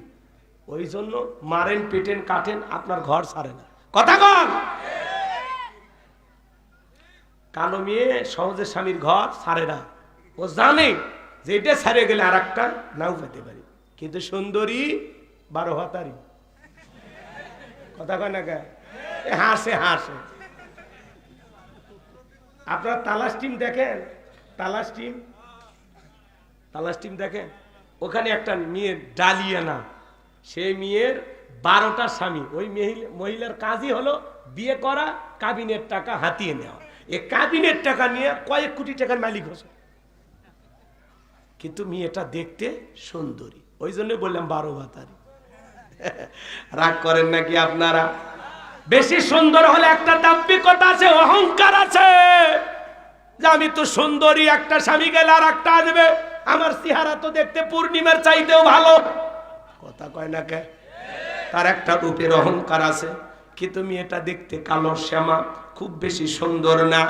চিন্তা করে এই স্বামীর সংসার যদি না করে আর একটা পাইতেও পারি, নাও পাইতে পারি, অনেক কষ্ট করে হলে আপনার নির্যাতন জুলুম সহ্য করে সংসার করেন। আমার ভাইয়েরা, মা বোন যারা আছেন, মা ফর্সা কালা যেমনই হন, মন খারাপ করবেন না। আমি এগুলো উদাহরণ দিয়ে কথা বলতেছি মা, আমি আপনাদের উদ্দেশ্যে বলি নাই। আমি জানি না ওগার মা বোনেরা অনেক ভালো, এই এলাকার মহিলাদের বদনাম করা যাবে না। এই এলাকার মহিলারা খুবই ভালো, সব জান্নাত থেকে পালিয়ে যাচ্ছে, বদনাম করার কোনো সুযোগ নাই মা। আমি অন্য এলাকার মহিলার কথা বলতেছি, দেশি বাদ দেন, ভারতের কথা বলতেছি। চলেন সামনের দিকে যায়, খুশি থাক। আবার মহিলারা আন্দোলন করলে ঝামেলায় পড়ে যাবে। আমার ভাইরা মনোযোগ দিয়ে কথাগুলো শোনেন। এতটাই সুন্দরী মেয়ে, এক নজর যেই দেখবে সেই পাগল হয়ে যাবে, এত সুন্দর, মানে এত দেখতে সুন্দর। কথাকে বোঝেন না? তো সবাই বলতেছে বাবা বিয়ে তো করবা, কিন্তু মেয়ের একটা গোপন সমস্যা আছে। মানে এলাকায় যদি পাত্রী দেখতে যান না, দেখবেন আশেপাশে যদি জিজ্ঞাসা করা হয় মেয়েটা কেমন, কয় উমুকের মেয়ে 7 দিন আগে একটা ছেলের সাথে কক্সবাজার ঘুরে আসছে। আর গোপন তত্ত্ব ফাঁস করে দেয়। কথা ঠিক কি না? জিজ্ঞাসা করলে তত্ত্ব বের হয় আসে। আর যুবক যারা আছো, পাত্রী দেখতে গেলে খবরদার, বন্ধু বান্ধব, দুলে ভাই, এদেরকে সাথে নেওয়া যাবে না। কথা কয় দেখে, পাত্রী দেখতে গেলে সঙ্গে নিবা মার বোনকে, খালা ভাবি কেউ নিবা না। খালাকে সাথে নিলে মেয়ে দেখতে যতই সুন্দর হোক, তখন বলবে হ্যাঁ আমার বাড়ি লাভলি ভালো। তার মানে কি, বাড়িতে খালার একটা মেয়ে আছে। কথা কর, খালা চাই যে এদিক ওদিক দেখে লাভ কি, আমার ঘরেই তো আছে। কথা কি বোঝেন? আর ভাবিরে নিয়ে গেলে ভাবি চাইবে না তার চাইতে বেশি সুন্দরী কেউ ওই বাড়ির বউ হয়ে আসুক, তাতে ভাবির আদর যত্ন কদর কমে যাবে। এজন্য ভাবি চায় যে তার চাইতে যেন কম সুন্দরী কেউ ওই বাড়িতে বউ হয়ে আসে। এজন্য দুই মহিলাকে নিয়ে পাত্রী দেখতে যাওয়া যাবে না। নিয়ে যাবা কারে? মা আর মায়ের পেটের আপন বোনকে। কথা কন, মা চাইবে আমার ছেলের একটা বউ হোক চাঁদের মতো সুন্দরী, বোন চাইবে আমার ভাইয়ের যেন একটা সুন্দরী ভাবি হয়। এই দুইটা মানুষ চাইবে তোমার ভালো, ঠিক আছে? এবার পাত্রী দেখতে গেলে কারে নিয়ে যাবা? কথা কয় না। খবরদার কোনো বন্ধু বান্ধব দোস্ত এগুলো নিয়ে যাওয়া যাবে না। রাগ করেন নাকি আপনারা? এদিকে খেয়াল করে শোনেন বাজান, এই বাটিকে বলেন ও লোকমান হাকিমের সন্তান, এই মেয়েটার একটা গোপন সমস্যা আছে। কি সমস্যা? বলে একবার নয়, দুইবার নয়, এই মেয়েটার এর আগেও 10টা স্বামীর সাথে বিবাহ হয়েছে, 10 বার বিবাহ হয়েছে। প্রত্যেকটা স্বামী বাসর ঘরে মারা গেছে, একটা স্বামী বাসর ঘর থেকে জীবিত বের হয় নাই। তোমার সিরিয়াল 11 নাম্বার, রাজি থাকলে এখন আমরা বিবাহের আয়োজন করব। লোকমানে হাকিমের সন্তানের মনে মনে ধরে গেছে বাজান, কিন্তু যে সমস্যার কথা শুনলো এখন তারপরেও বিয়ে করতে চায়। আপনারা কি ঘটনাটা শুনবেন? এর আগে 10 বার বিয়ে হয়েছে, প্রত্যেকটা স্বামী বাসর ঘরে মারা গেছে। লোকমানে হাকিমের সন্তান 11 নাম্বার, মেয়েটা দেখতে এতটাই সুন্দরী, বলে যত বিপদ মুসিবত আসুক আমি বিয়ে করবই। লোকমানে হাকিমের সন্তানের সাথে বিবাহ হওয়ার ঘটনাটা কি আপনারা শুনবেন? কারা কারা একটু 2 হাত তুলে আল্লাহকে দেখান, লিল্লাহি তাকবীর, লিল্লাহি তাকবীর। লোকমানে হাকিম তার সন্তানকে ডেকে বলেন, ইয়া বুনাইয়া লা তুশরিক বিল্লাহ হে আমার বর্ষ আমার কলিজার টুকরা সন্তান, লা তুশরিক বিল্লাহ, আল্লাহর সাথে কখনো কাউকে শরীক করা যাবে না। ইন্না শিরিকা লা যুলমুন আযীম, নিশ্চয়ই শিরিক হলো সবচাইতে বড় জুলুম, সবচাইতে বড় অপরাধ। সব পাপের বড় পাপ নাম হলো শিরিক। বড় শিরিক গুলোকে শিরিকে আকবর বলা হয়, ছোট শিরিক গুলোকে শিরিকে আসগর বলা হয়। এদিকে খেয়াল করেন, শিরিক হলো মোট 42 প্রকার, এগুলোকে ভাঙলে হয় 72 প্রকার, সর্বমোট হলো 120 প্রকার। আমার ভাইয়েরা, 120 প্রকার যদি একে একে করে করে শুরু করা হয়, সারা রাত চলে যাবে, আলোচনা শেষ হবে না। সংক্ষিপ্ত করে দুই একটা কথা বলে যায়। আমাদের সমাজে অসংখ্য শিরিক আছে, আমরা অনেকে হয়তো এখনো শিরিকের সাথে জড়িত আছি। মনে রাখবেন বাজান, মাজারে সেজদা দেওয়া কি শিরিক? একটু জোরে কর, মাজারে সিজদা দেওয়া কি শিরিক? মুসলমানের মাথা মাজারে নত হবে না, নত হবে মসজিদে। মাজারে সিজদা দিয়ে কি চান? যদি জীবনে কিছু চাওয়া লাগে, চাইতে হবে কার কাছে? ইয়্যাকা না'বুদু ওয়া ইয়্যাকা নাস্তাঈন। তোমার ইবাদত করি, তোমার গোলামি করি, সাহায্য তোমার কাছে চাই। জীবনে যদি কিছু চাওয়া লাগে, আল্লাহর কাছে চাইতে হবে। মাজারে সিজদা দিয়া অনেক মা বোন আছে, বিভিন্ন মাজারে গিয়ে সন্তান পাওয়ার আশায় মান্নত করে, সন্তান পাওয়ার আশায় মাজারে গম্বুজে সরিষার তেলে মালিশ করে, ওই তেলটা তল পেটে মাখে আর বলে, একটা বেটা দে রে আব্বা, একটা বেটা দে, তুই না বেটা দিলে বাবা বেটা দেবে কে? মাজারে পিসাব কি ছেলে মেয়ের কারখানা খুলে বসে আছে? পৃথিবীর কোন মাজারের পিসাবের ক্ষমতা আছে কি আপনাকে একটা সন্তান দিতে পারে? ছেলে মেয়ে দেওয়ার একমাত্র মালিক কে? ইব্রাহিম খলিলুল্লাহ 86 বছর পর্যন্ত পাওয়ারফুল একজন পয়গম্বর, আল্লাহ তাআলার কাছে সন্তান চেয়েছেন। 86 বছর বয়সে আল্লাহ একটা সন্তান দিয়েছে।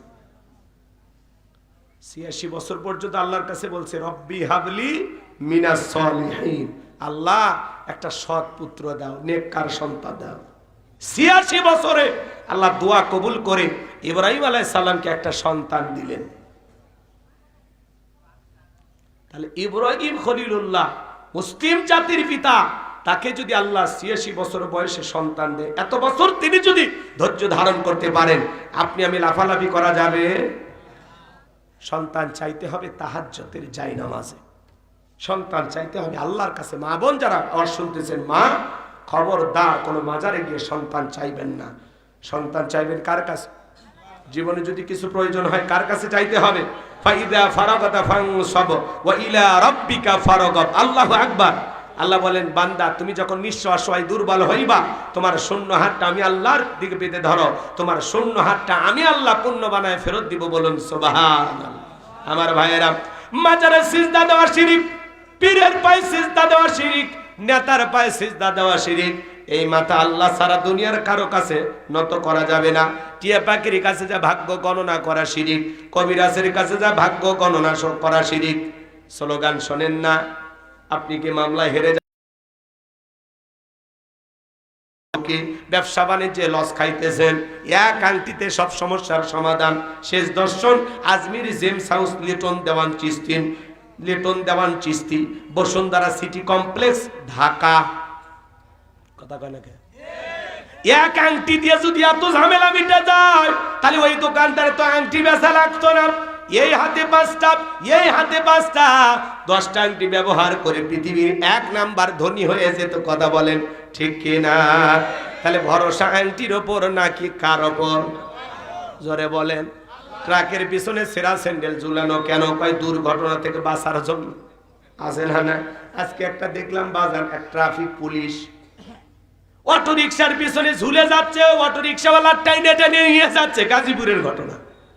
এক ট্রাফিক পুলিশ কি কারণে অটো যেন থামাইতে গেছে, অটোওয়ালা মারছে টান, এইবার অটো পিছনে, অটো রিকশার পিছনে ঝুলে আছে ট্রাফিক পুলিশ। বলতেছে, দেখি তো তোর কত গতি, টাইনে নিয়ে যা। সোশ্যাল মিডিয়ায় ঘটনাটা ভাইরাল হয়ে গেছে যে একটা অটো রিকশার পিছনে ট্রাফিক পুলিশ ঝুলে আছে। কেন ঝুলন্ত অবস্থায় কেন পুলিশের লোকেরা আছে? রাগ করতেছেন নাকি আপনারা? আমার ভাইয়েরা, মন খারাপ করবেন না। সমাজে প্রশাসনের ভাইয়েরা অনেক গুরুত্বপূর্ণ দায়িত্ব পালন করেন। মাথায় রোদ, ছাতা নিয়ে দাঁড়িয়ে থাকে, কি খাখা রোদ, তারপরে দাঁড়িয়ে থাকে ট্রাফিক পুলিশেরা। কথা বলেন ঠিক কি না? রাগ করেন আমার কথায়। কয়েকদিন আগে বাংলাদেশের আরেকজন পুলিশের ভাইয়েরা কিভাবে ছত্রভঙ্গ করলেন দেখলেন না? মাটির উপরে বাড়ি মারে। কথা কেন? রাস্তায় যে খুঁটি আছে, বিদ্যুতের খুঁটি, খুঁটিতে বাড়ি মারে, তাও মানুষজনকে পিটাই না, লোকজনকে না মাইরা খালি এরকম মারার ভান কইরা মিছিলটা ছত্রভঙ্গ করে দিলেন। এই কারণে পুলিশের প্রশংসা করতেছেন। এইরকম পুলিশ আমরা তো দেখিনি। নতুন স্বাধীনতা পেয়েছি, নতুন পুলিশের লোকের এই যে ছত্রভঙ্গ করে দেওয়ার একটা কৌশলও তারা দেখেছেন। যে ভাই এই কাজটা করেছেন, প্রশাসনের ভাই, তাকে সবাই সেলুট জানিয়েছেন। সারা পৃথিবীতে তাকে নিয়ে আলোচনা হচ্ছে। আল্লাহু আকবার বলে। মানে জনগণের গায়ে পিটাচ্ছে না, খালি রাস্তায় মারতেছে, বিদ্যুতের খুঁটি পায় ওখানে বাড়ি মারতেছে, মানে খালি এমনি মারার ভান করছে, এই মারলাম, এই দিলাম, এই খালি বলছে, কিন্তু কারো গায়ে একটাও বাড়ি মারেনি। তার মানে এরকম কৌশল করেও মানুষকে ভয় দেখানো যায়। কথা বলে ঠিক কিনা? তো আমাদের প্রশাসনের ভাইয়েরা তো এরকম ভূমিকা পালন করলে দেশ ও জাতির বাহবা পাবে, সম্মান পাবে, শ্রদ্ধা পাবে, ভালোবাসা পাবে। কিন্তু জনগণের টাকা দিয়ে যদি গুলি কিনে, বেতন বোনাস খাইয়া, জনগণের টাকা, বুঝেন নাই, জনগণের ট্যাক্সের টাকা দিয়ে ওনাদের জীবন চলে, সেই জনগণের ট্যাক্সের টাকা দিয়ে যাদের বেতন হয়, সেই প্রশাসনের ভাইরা যখন জনগণের বুকে গুলি চালায়, এটা হলো সবচেয়ে দুঃখজনক। কথা বলে ঠিক কিনা? বিগত বছরগুলোতে প্রশাসনের ভাইদেরকে যারা ছিল স্বৈরাচার, তারা দানবের মতো ব্যবহার করেছিল। কথা বলেন ঠিক কিনা? এখন আলহামদুলিল্লাহ প্রশাসনের ভাইদের ভিতরে অনেকটা পরিবর্তন। আমরা চাই প্রশাসনের ভাইয়েরা হবে জনগণের বন্ধু। কথা বলেন ঠিক কিনা? আমরা মিলেমিশে নতুন একটা বাংলাদেশ চাই। আল্লাহ কবুল করেন, জোরে বলেন আমিন। আর যারা জুলুম করেছিলেন আজকে কেউ নাই, সব পালিয়ে গেছে। আছে? জোরে বলেন কেউ আছে? সব ভাইকে গেছে। আমরা বারবার বলেছিলাম, এই যে যারা ওঠা বসা করছে, কি ভাই ওই দল করতেন নাকি? আচ্ছা, রাগ করে না, থাকতে পারে। ধানের মধ্যে পাতার নাই, কথা কর। বড় বড় হাইব্রিড নেতারা পালিয়ে গেছে, কিন্তু ছোট ছোট মানুষগুলো নাই, মহাব্বত করে। কি করবেন? থাকতেই পারে মহাব্বত, কিন্তু আমরা বলতেছি যে মা সন্তানকে ফেলায় যায়, সেই মায়ের মহাব্বত না রাখাই ভালো। কথা কন, কথা কন। আমরা বারবার বললাম ম্যাডাম পদত্যাগ করেন। আল্লাহ বলে কিসের পদত্যাগ? এরা যে অন্যায় অপরাধ করেছে, শুধু পদত্যাগ না, আমি আল্লাহ এদেরকে দেশ ত্যাগ করতে বাধ্য করব। ইন্না বাতশা রাব্বিকা লাশাদীদ, আল্লাহর পাকড়াও বড় কঠিন। আল্লাহ ধরে না, যেদিন ধরবে মাগুবাড়ি দিল্লি গিয়ে পড়বে। কথা বলে ঠিক কিনা? আজ নাই, চলে গেল। বড় বড় কথা বলতো, আমরা মহাব্বত ভালোবাসা সবাই ভালোবাসতো, বাসতো না? কেন চলে গেল? মমতাময়ী প্রধানমন্ত্রী বলা হতো। হ্যাঁ, এদেশের মা এইভাবে চলে গেল দেশের জনগণকে ভেলাইয়া, এটা তো কথা ছিল না। আবার মাঝে মাঝে কল রেকর্ড ফাঁস হয়, বলে আমি দেশের কাছে আছি, চট করে ঢুকবো। ঢুকবেনই তো, বের হলেন কেন? আর যাওয়ার আগে বলে যাননি, আসার আগে কেন বলতে হবে? যেদিন মনে চায় আসেন। আমরাও বুঝি মেয়ে মানুষ কতদিন বাহিরে থাকবেন, আমাদেরও তো মায়া মোহব্বত আছে। আপনি আসেন, এই দেশ আপনার বাবার, এই দেশ আপনার স্বামীর, আপনি আসেন।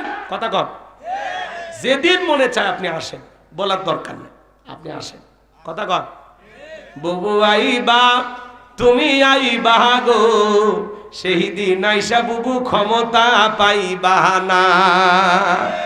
খোঁজ নাই বহু কাদের কাকার, অবস্থা খারাপ দরবেশ বাবার, আউ নাঙ্কেল এখন সামনে আসে না। নেহাতা কর্মী সব জেলের ভিতর, আমি আসি ডরের ওপর, কখন জানি আসে গ্রেপ্তারি পরোয়ানা।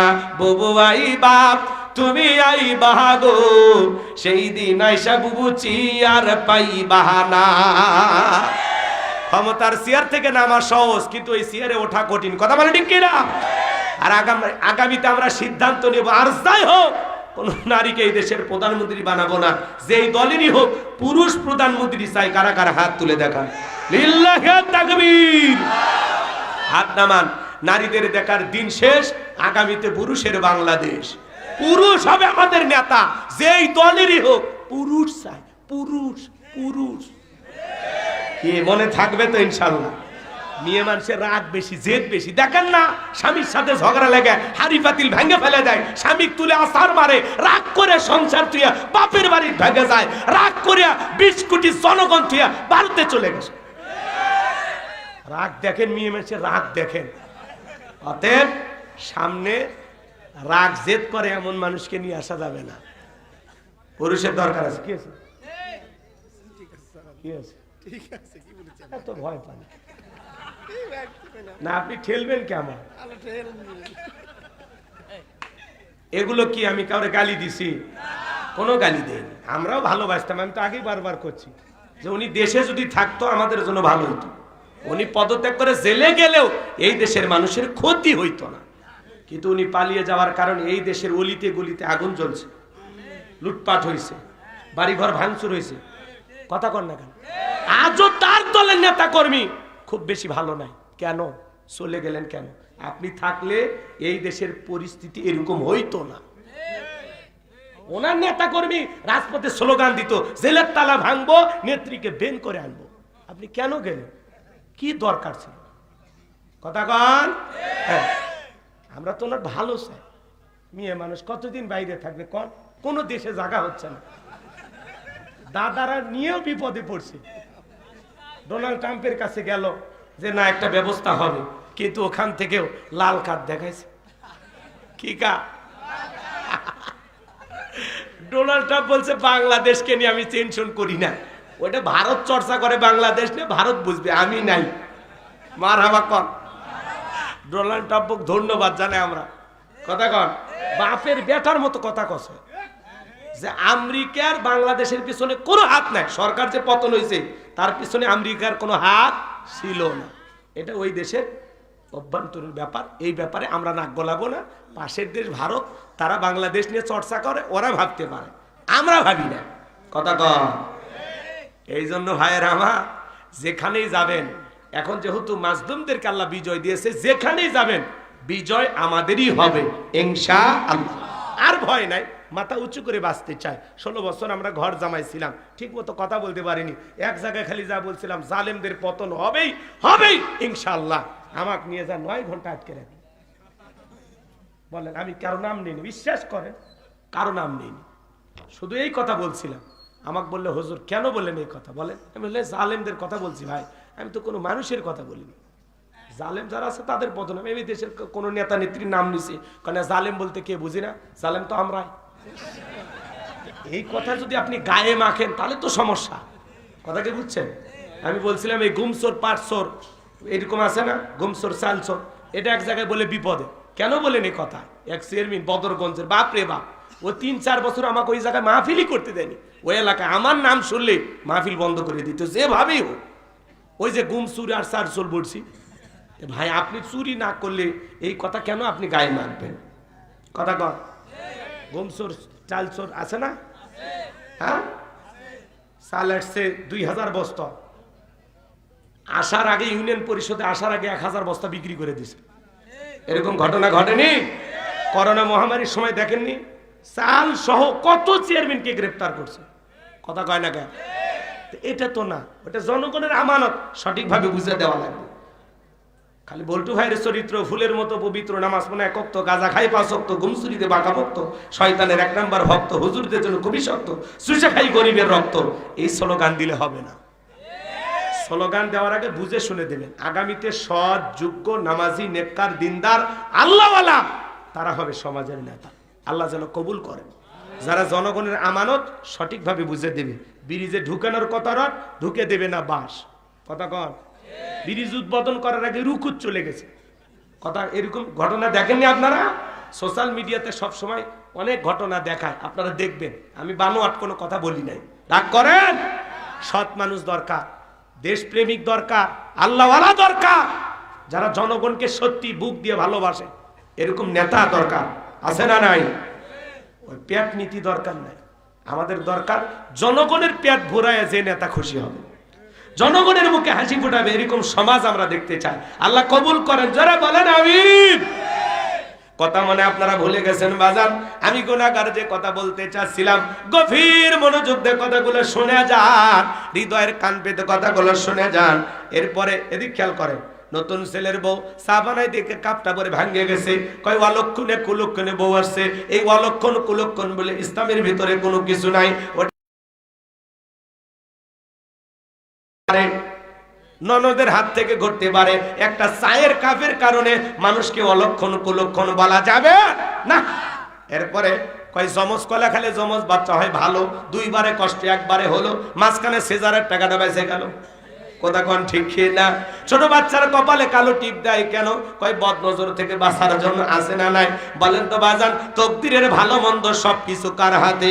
ওয়াল কদরিহি শাররিহি মিনাল্লাহি তাআলা ওয়াল বাসি বাদাল মাউত। তকদিরের ভালো মন্দ একমাত্র কার হাতে? অনেক শিরিক আছে বাজান সমাজে, বিশেষ করে আমাদের অনেক নেতারা স্লোগান দেয় ধর্ম যার যার উৎসব সবার। এটা হলো হাইব্রিড স্লোগান, কুফরি স্লোগান, ঈমান ধ্বংস করা স্লোগান।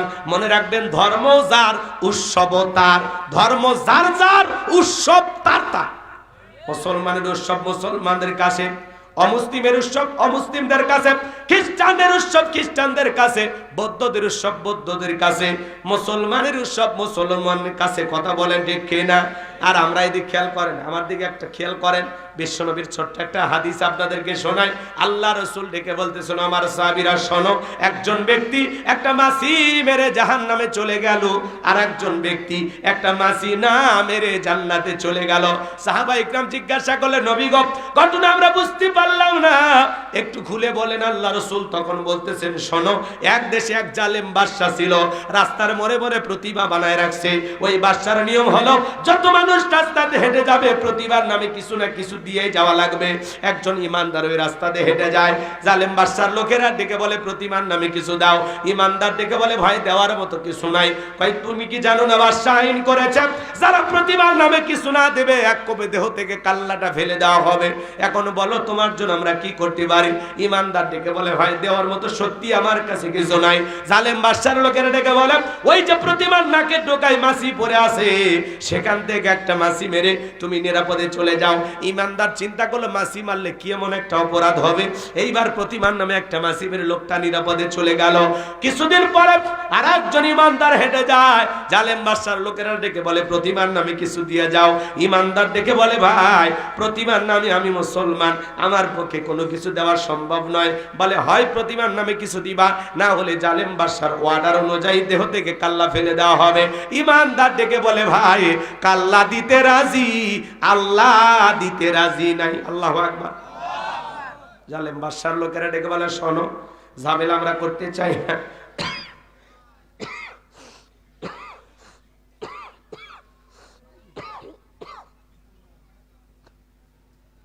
কয়েকদিন আগে তোমার মতো একজন ইমানদার এই পথে হেঁটে গেছে, তাকে আমরা একটা সুযোগ দিয়েছিলাম, ওই যে প্রতিমার নাকে ডোগায় মাছি পড়ে আছে, ওখান থেকে একটা মাছি বেড়ে নিরাপদে চলে যাও। ইমানদার চিন্তা করলাম, এত বড় শিরক আমার পক্ষে করা সম্ভব নয়।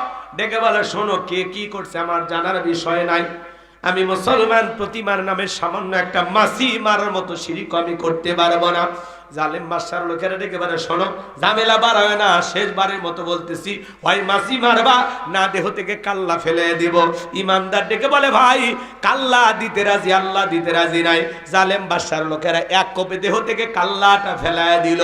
নবী আমার ডেকে বলেন, ও আমার সাহাবীরা শোনো, একজন ব্যক্তি মাছি মেরে নিরাপদে চলে গেল, ও মাছি মেরে নিরাপদে চলে যায় নাই, ও মাছি মেরে নিজেকে জাহান্নামে নিয়ে গেল শিরক করে। আর যে ব্যক্তি মাছি না মেরে কাল্লা দিয়ে গেল, সে রক্তের সাগরে ভাসতে ভাসতে আল্লাহর জান্নাতে পৌঁছে গেল। এজন্য সামান্য শিরকও মুসলমান করতে পারে না। আর আপনি হাজি মানুষ, বউ বাচ্চার সঙ্গে নিয়ে মুসলমান দাবি করার পরেও বউ বাচ্চার সঙ্গে নিয়ে হিন্দুদের দুর্গা পূজায় জানার গান গান, মেলায় যায় রে, মেলায় যায় রে, বউ বাচ্চা মানতে নিয়ে মেলা যাচ্ছে। আপনার দুই ঈদের নামাজ পড়তে হিন্দু দাদারা আসে, জুমার নামাজ পড়তে অবশ্যই আসে, শবে বরাতে আসে, লাইলাতুল কদরে আসে, মানুষ বললে জানাজা আসে। তাহলে আপনি কেন যান? আপনার ধর্মীয় কোন উৎসবে অমুসলিম আসে না, আর আপনি মুসলমান, তাদের উৎসবে না গেলে আপনার দিন কাটে না।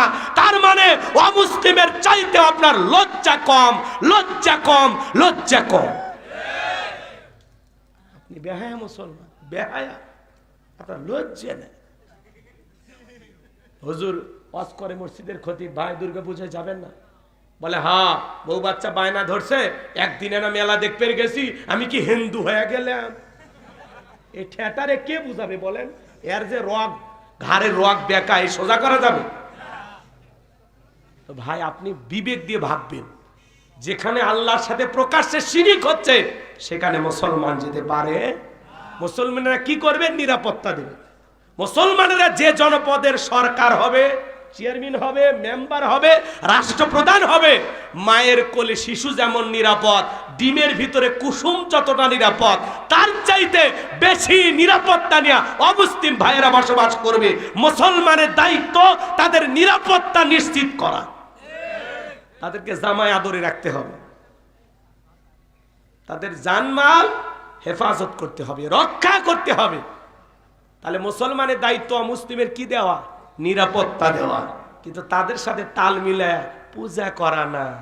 হ্যাঁ হ্যাঁ, মুসলমান হয়ে বলে ভাই আপনারা যখন মায়ের কাছে চাইবেন আমার জন্য চাইবেন, তা আল্লাহ কি দিতে ব্যর্থ হয়েছে? হ্যাঁ, আল্লাহ দিতে ব্যর্থ হয়েছে? তাহলে ওই জায়গায় চাইতেছেন মানে? ওদের সাথে তাল মিলায় কি খায়? প্রসাদ খায়, প্রসাদ। ওই একটু খাইলে কি আর হবে? জীবনে খাও না? হ্যাঁ, আল্লাহ দুনিয়াতে এত কিছু দিছে, ওইটা খাওয়া লাগে না? এক দুষ্ট যুবক কয় হুজুর আমি গেছিলাম মেলা, যা দেখি মন্দিরে অনেকগুলো কলা লাড়ু, কয়েকটা খায় ফেলে দিছে। এরকম আছে না?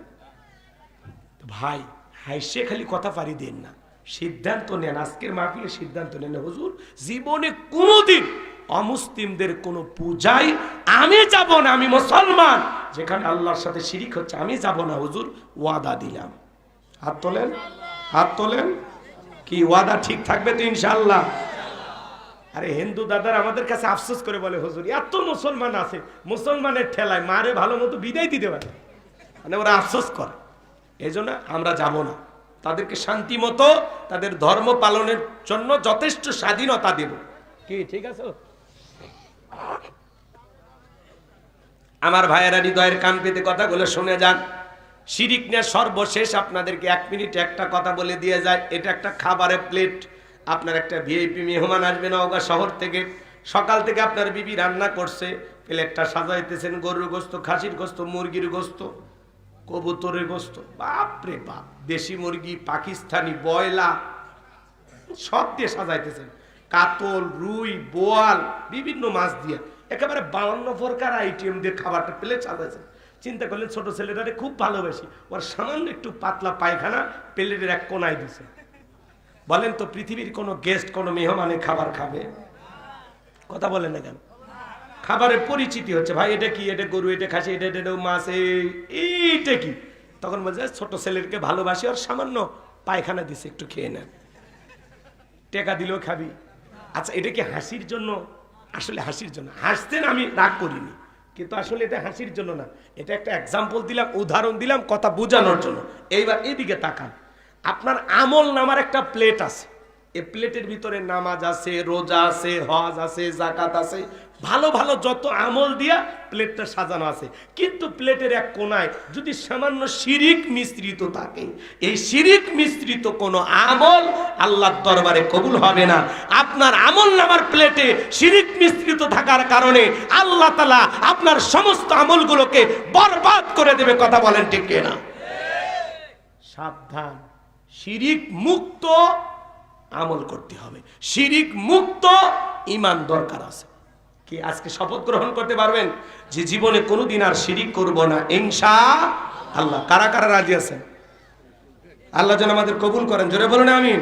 লোকমানে হাকিম বলেন ইয়া বুনাইয়া লা তুশরিক বিল্লাহ, হে আমার বাদশা, আমার কলিজার টুকরা সন্তান, আল্লাহর সাথে কখনো কাউকে শরীক করবা না। ইন্না শিরিকা লা যুলমুন আযীম, এই শিরিক হলো সবচাইতে বড় অপরাধ, সব পাপের বড় পাপ নাম হলো শিরিক, এই শিরিক হলো সবচাইতে বড় জুলুম। তাহলে আমরাও আমাদের সন্তানদেরকে বুঝাবো কি কি কাজ করলে শিরিক হয়। আজ থেকে এই ওয়াজ আমাদের ঘরেও চালু রাখার দরকার আছে না না? আমার আল্লাহ এত খুশি হয়ে গেল, লোকমানে হাকিম তুমি তোমার সন্তানদেরকে আমার সাথে পরিচয় করা দিলা। আমার আল্লাহ খুশি খুশি হয়ে এইবার জানিয়ে দিলেন ওয়াসাইনাল ইনসানা বিওয়ালিদাইহি হামালাতুহু উম্মুহু ওয়াহানান আলা ওয়াহানিন ওয়া ফিসালুহু ফি আমাইনি আনিশকুরলি ওয়ালিওয়ালিদাইক ইলাইয়াল মাসির। আমার আল্লাহ রাব্বুল আলামিন জানিয়ে দিলেন, আমি তো মানুষকে নির্দেশ দিলাম তারা যেন তাদের মাতা পিতার সাথে সদাচরণ করে, উত্তম ব্যবহার করে। কারণ হলো তার মা কষ্টের পর কষ্ট সহ্য করে সন্তানটাকে গর্ভধারণ করে, 2-2.5 বছর বুকের দুধ পান করাই। সুতরাং আমার প্রতি কৃতজ্ঞ হও, মাতা পিতার প্রতি কৃতজ্ঞ হও। তোমরা সবাই তো আমি আল্লাহর দিকে প্রত্যাবর্তন করবা। লোকমান হাকিম যখন সন্তানদেরকে আল্লাহর সাথে পরিচয় করা দিলেন, আল্লাহ খুশি হয়ে সন্তানদের সাথেও তার বাবা মার পরিচয় করা দিচ্ছেন। বলুন সুবহানাল্লাহ। আজকে পিতা মাতা হলো প্রত্যেকটা পরিবারে অপমানিত, লাঞ্ছিত। 95% ফ্যামিলিতে মা বাবা হয়ে গেছে বোঝা। কথা বলেন ঠিক কি না? অত সেই মা বাবার খেদমত করতে হবে, তাদের মুখে হাসি ফুটাইতে হবে, তাদেরকে ভালোবেসে বুকে আগলা রাখতে হবে। আল্লাহ বলেন ওয়াকাদা রাব্বুকা আল্লা তা'বুদু ইল্লা ইয়্যাহু ওয়া বিল ওয়ালিদাইনি ইহসানা। আল্লাহ ডেকে বলে আমার ইবাদত করো, আমার ইবাদতের সাথে কাউকে শরীক করো না। আমার ইবাদতের পর তোমাদের দায়িত্ব হলো মাতা পিতার খেদমত করা, তাদের সাথে উত্তম আচরণ করা, ভালো ব্যবহার করা। আল্লাহু আকবার বলেন। আজকে জোরাতালি দাও বন্ধুকে আপনি বলে ডাক দেই, আর মা বাবাকে তুই তাকারি করে। মা বাবার মূল্যায়ন নাই। কথা কন নাকি আপনারা? একটা মা সন্তানের জন্য কি পরিমাণে কষ্ট করে। পিতা মাতার ওয়াজ করতে গেলে তো আপনারা অনেকেই শুনবেন না, কারণ পিতা মাতার সাথে সম্পর্ক ভালো না। হুজুর বাদ দেন তো, আমার মা বাবা যে কি খারাপ আমরা কেমনি বুঝাবো? মিশে মা বাবার খেদমতের ওয়াজ শুরু করছে। ঠিক আছে, এক মাহফিলে গেছে ডাইরেক্ট ওইরকম করছে, মাতা পিতার ওয়াজ বাদ দেন তো। তার মানে বোঝা যাচ্ছে এই সন্তানটা কত বড় অভদ্র। মা বাবার সাথে যদি সম্পর্ক ভালো থাকে কপাল ভালো, মা বাবার সাথে যদি সম্পর্ক খারাপ হয় আপনার কপাল খারাপ। যত বড়ই নামাজ পড়িয়া সিজদা যে কপাল কালো করেন কোনো লাভ হবে না। এদিকে শোনেন, 2-3 মিনিট মা বাবার খেদমতের ওয়াজ করে আমাদের যে বাকি পয়েন্টগুলো আছে এগুলো আমরা সামনের দিকে নিয়ে যাব। কষ্ট হয় নাকি? এদিকে শোনেন আমার ভাইয়েরা, আল্লাহ তাআলা বলেন তোমার মা হামালাতুহু উম্মুহু ওয়াহানান আলা ওয়াহানিউ ওয়া ফিসালুহু ফি আমাইনি আনিশকুরুলি ওয়ালিওয়ালিদাইক। আল্লাহ বলেন তোমার মা কষ্টের পর কষ্ট সহ্য করে তোমাকে গর্ভ ধারণ করেছে। একটা মা সন্তান পেটে রাখে কত কষ্ট করে জানেন? 3-4 মাস মা খাইতে পারে না, মার বমি বমি হয়, ভাব হয়। মা কত কষ্ট করে 6 মাস পর্যন্ত। আস্তে আস্তে সন্তানটা যখন মায়ের পেটে বড় হয়, ডাক্তারি গবেষণায় বলা হয়েছে বাজান আপনি আমি মায়ের গর্ভে ছিলাম এটা মাত্র হলো 10 ইঞ্চি। 7 মাস 1 দিন যখন সন্তানের বয়স হয়ে যায়, আল্লাহ তাআলা তখন ওই সন্তানের 2টা পা মার কলিজার সাথে লাগায় দেয়। যে সন্তান মায়ের গর্ভে থাকা অবস্থায় সব চাইতে কম নাড়াচাড়া করে, ওই সন্তানটা মায়ের গর্ভে থাকা অবস্থায় 4500 বার মায়ের কলিজায় লাথি মারে। আবার ভাইয়েরা, এই পৃথিবীর ভূখণ্ডে যত মানুষ আপনি আমি মা বাবার সাথে খারাপ ব্যবহার করি বাজান, দিল দিয়া কথাগুলো বোঝার চেষ্টা করবেন। একটা মা সন্তানকে নিয়ে কতটা কষ্ট করে। 8-9 মাস যখন হয়ে যায়, মার পেটটা যখন তরমুজের মতো বড় হয়ে যায়, ডেলিভারির সময় যখন চলে আসে, গভীর নিশীথে মা বাবার 2টা পা জড়ায় কান্নাকাটি করে। মায়ের চোখের পানি যখন বাবার পাকে স্পর্শ করে, বাবা ঘুম থেকে জাগ্রত হয়ে ডেকে বলে বিবিয়া তোরা তেরে বেলা কেন তুমি কান্নাকাটি করো, কি হয়েছে তোমার? মা ডেকে বলে স্বামী কত মহিলা সন্তান জন্ম দিকে মারা যায়, আমি যদি মারা যা আমারে তুমি মাফ করে দিও, এই নাও সংসারের চাবি বুঝাইয়া দিলাম। এই কথা বলে মা দাইমার ঘরে চলে যায়। প্রসবের যাতনায় মা দাঁত মুখ কামড়ায়। প্রসবের কি যে কষ্ট, কি যে ব্যথা দুনিয়ার মা ছাড়া কেউ বুঝবে না। নবীর এক সাহাবী মাকে কাঁধে করে নিয়ে খানাই কাবা তওয়াফ করতেছে। আল্লাহ রাসূল ডেকে বলেন, সাহাবী তোমার কাঁধে কে? বলে, হুজুর আমার মা। বিশ্ব নবী ডেকে বলেন, সাহাবী বড় ভালো কাজ করতেছো, মা বাবার খেদমত করা আমার কিসমতে জোটে নাই। সাহাবী ডেকে বলেন, হুজুর আমি যে আমার মাকে কাঁধে করে নিয়ে খানায় কাবা তওয়াফ করলাম, আমি কি আমার মায়ের হক আদায় করতে পেরেছি? বিশ্ব নবী ডেকে বলেন, সাহাবী আল্লাহ পাক যদি তোমাকে কিয়ামত পর্যন্ত হায়াত দেয় আর তুমি যদি তোমার মাকে কাঁধে নিয়ে এইভাবে খানায় কাবা তওয়াফ করো, তোমার মা তোমাকে জন্ম দেওয়ার সময় প্রসবের যাতনায় আ শব্দ করেছিল, ওই একটা আ শব্দের হক দুনিয়ার কোনো সন্তান আদায় করতে পারবে না। বলেন আল্লাহু আকবার।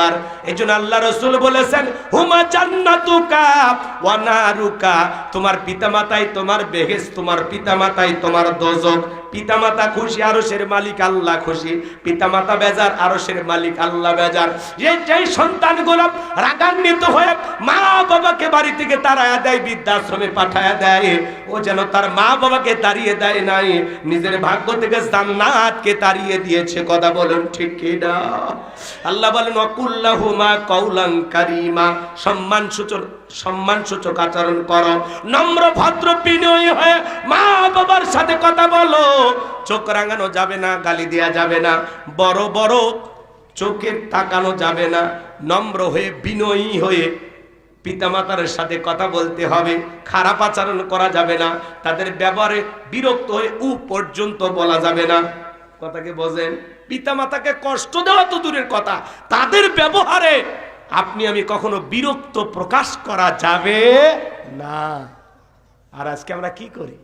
এমনও সন্তান আছে মা বাবাকে পিটায়। যে সন্তান তার বৃদ্ধ বাবার গায়ে হাত তুলেছে, এ হলো সন্তান নামের কুলাঙ্গার। কথা বলেন? যে তার বৃদ্ধ মাকে পিটায়, এর চাইতে বড় নিমুখ হারাম, অকৃতজ্ঞ, নাফরমান, বেঈমান, স্বার্থপর আল্লাহর দুনিয়াতে আর কেউ হতে পারে না। কথা বলেন ঠিক কি না? কেমনে পারো মা বাবার সাথে খারাপ ব্যবহার করতে? কেমনে পারো মা বাবাকে কষ্ট দিতে? একটা শিক্ষিত লোকের গল্প পড়েছিলাম, বাড়িতে অনেক খাবার, তেহেরি নিহেরি বিরিয়ানি রোস্ট ভিআইপি খাবার, ভাঙ্গা একটা প্লেটে কিছু একটু খাবার দিয়ে ছোট্ট ছেলেকে বলতেছে, বাবা এটা তোমার দাদু ভাইকে দিয়ে আসো। এখনকার বাচ্চারা তো কম্পিউটার, নাসা বিজ্ঞানী। হ্যাঁ কি বলেন? বাচ্চাদের বুদ্ধি কেন কম না বেশি? সেই চালাক বাচ্চারা। বলতেছে, আব্বু আমরা এত ভালো খাইলাম আর দাদুর জন্য এটো খাবার, ব্যাপারটা কি? তখন বলতেছে, শোন তোর দাদুর বয়স হয়ে গেছে, এই খাবারই চলবে। তখন বলতেছে, আব্বু এই প্লেটটা আমি যত্ন করে রাখবো, ঠিক দাদুর মতো যখন আপনার বয়স হবে এই প্লেটে করে আমিও আপনাকে খাইতে দেব। শিক্ষিত মানুষ বিবেকের দরজা খুলে গেছে, ভাঙ্গা প্লেটের খাবার ফেলে দিয়া সন্তানটাকে বুকে জড়ায় বলে, বাবা আয়, কলেজ বিশ্ববিদ্যালয়ে যা শিখতে পারিনি আজকে তোর কাছে তাই শিখলাম। বাবাকে ফেলায় রাখছিল একটা নোংরা রুমে, সেখান থেকে নিয়ে যায় ভিআইপি ভাবে বাবাকে গোসল করে, আদর যত্ন করে, সুন্দর জামা পোশাক পরায় দেয়। বিবি তখন ডেকে বলতেছে, বৃদ্ধ মানুষটাকে আবার ওই সুন্দর রুমের ভিতরে কেন তুললেন, কি হয়েছে? বলে, শোন আজ থেকে আমরা যা খাবো বাবা তাই খাবে, আমরা যা পরবো বাবা তাই পরবে, আমরা এই রুমে ঘুমাবো, পাশের রুমে বাবা ঘুমাবে, বাবাকে নিয়ে যদি করিস বাড়াবাড়ি 1 2 3 পাঠায়া দেবো বাপের বাড়ি। কথা কন, কথা কন। আপনি বউ পায়ে পাগল হয়ে যান, বাসর ঘরে বিড়াল মারা লাগবে, বাসর ঘরে আপনার বউকে বলতে হবে যে শোনো আমার মা বাবা বেঁচে আছে যতদিন এক পাতিলে রান্না হবে, সোনা কোনোদিন বাহানা করবা না। এই কথা কন। আর আপনি 7 দিন পরে পিতা মাতাকে ফেলাইয়া আলাদা রান্না করে খান, আপনার স্বামী স্ত্রীর প্লেটে গোস্ত আর মা বাবা আলু ভর্তা খায়, তোর চাইতে বড় নিমক হারাম স্বার্থপর দুনিয়াতে আর কেউ হতে পারে না। কি বলেন? রাগ করে? আর আপনি জান্নাত খোঁজেন? না জান্নাত খোঁজেন। আমি হুজুরকে পানি পড়া দিচ্ছেন যে হুজুর একটু দোয়া করেন, এই পানিতে ফু দিলে কাজ হইতেও পারে না হইতে পারে, কিন্তু আপনার মা বাবা যদি খালি সুবহানাল্লাহ পইরে পানিতে ফু দেয়, আমি হুজুরের সাথে বেশি কাজ করবে। আমারে ফল ফুট খাওয়ায় লাভ নাই, পিসাবকে খাওয়ায় লাভ নাই। সন্তানের সবচাইতে বড় পীর তার নাম হলো মা বাবা। যত বেশি মা বাবার দোয়া নিজের অ্যাকাউন্টে জমাইতে পারবা, তত বেশি দুনিয়াতে সম্মানিত হইতে পারবা। ওরা কপালওয়ালা মা বাবার দোয়া নিতে চায় না, মা বাবাকে মূল্যায়নই করে না, বোঝা মনে করে। বাবা যদি কোনো বিষয়ে একটু পরামর্শ দিতে চায়, তুমি মুরব্বী কি বোঝো? সবটাই নাক গলা। এই হাট, সরে যান তো। এটা সন্তান না, এটা কুত্তে। কথা কর, একটা কুকুরও এরকম ঘেউ ঘর করে। কি খারাপ লাগে? ঘরের আওয়াজ চলতেছে। আমি তো আগেই বলছি, যাদের মা বাবার সাথে সম্পর্ক ভালো না, ওরা এই আওয়াজ শুনবে না। বলছেন আমার বাপ খুব খারাপ, আমার মা খুব খারাপ। এই ছেলে, পিতা মাতা যদি অমুসলিমও হয়, তবুও তাদের সাথে খারাপ ব্যবহার করার কোনো সুযোগ নাই। তাদের যতটুকু হক সেটা আপনাকে দিতেই হবে। পিতা মাতা খারাপ না, কি খারাপ করছে? একটু সম্পত্তি এদিক সেদিক করে, সেই হিসেব মা বাবা দিবে। তোমার সমস্যা কি? তুমি তোমার দায়িত্ব পালন করো, তুমি তোমার দায়িত্ব পালন করো। একটু 19-20 হয়ে গেলে আব্বা আমারে 10 শতক কম দিছে, তোমার বাবা যে তোমার হক নষ্ট করছে, তাহলে হিসাবটা কে দিবে? তোমার বাবা দিবে। তোমার কি? তুমি কম পাইয়া খুশি হইয়া বাবা মাকে মহাব্বত করো, ভালোবাসা দাও। পিতা মাতাকে বুঝাও যে আমি সম্পদের জন্য ভালোবাসি না, আমি সত্যি তোমাদেরকে অন্তর দিয়ে ভালোবাসি।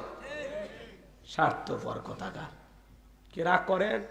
শ্বশুর বাড়ির একটা পালসার ডিসকভার ফেলে পাগল হয়ে যায়, গাড়ি ব্রেক করে শাশুড়ির দরজা ডাক দেয়, আম্মা। শাশুড়িকে জামা একটা পাইছি, ছোটবেলায় মাদ্রাসায় পড়েছে, গুন্না মুখস্থ। শ্বশুর ডাক দেয়, আব্বা কেমন আছেন? আব্বা কি খেয়েছেন? শ্বশুর কয় মারাত্মক জামাই পাইছে। আব্বা কইতে কইতে মুখে ফেনা তুলে ফেলে দেয়। শ্বশুর ডাকে আব্বা আম্মা, আর মা বাবা হয়ে যায় বুড়া বুড়ি। তোর কপালত নাতি আর গুড়ি, মরার পরে ফেরেশতারা বাইরে ফুটে করবে বুড়ি, জাহান্নামে হবে তোর বসত বাড়ি। ডায়রিয়ান যুবক, ডায়রিয়ান আমি লিখে দেই, তুমি আজকে তোমার মা বাবার সাথে হুবহুব যে আচরণ করবা, তুমি তোমার মা বাবাকে যেই পরিমাণে কষ্ট দিবা, ওই পরিমাণে কষ্ট তোমার সন্তানও তোমাকে দেবে দেবে, 2 দিন আগে আর পরে। কথা কয় না কে? মা বোন যারা আবার শুনতেছেন, মা খবরদার, খবরদার মা, শাশুড়ি শ্বশুরের সাথে খারাপ ব্যবহার করবেন না।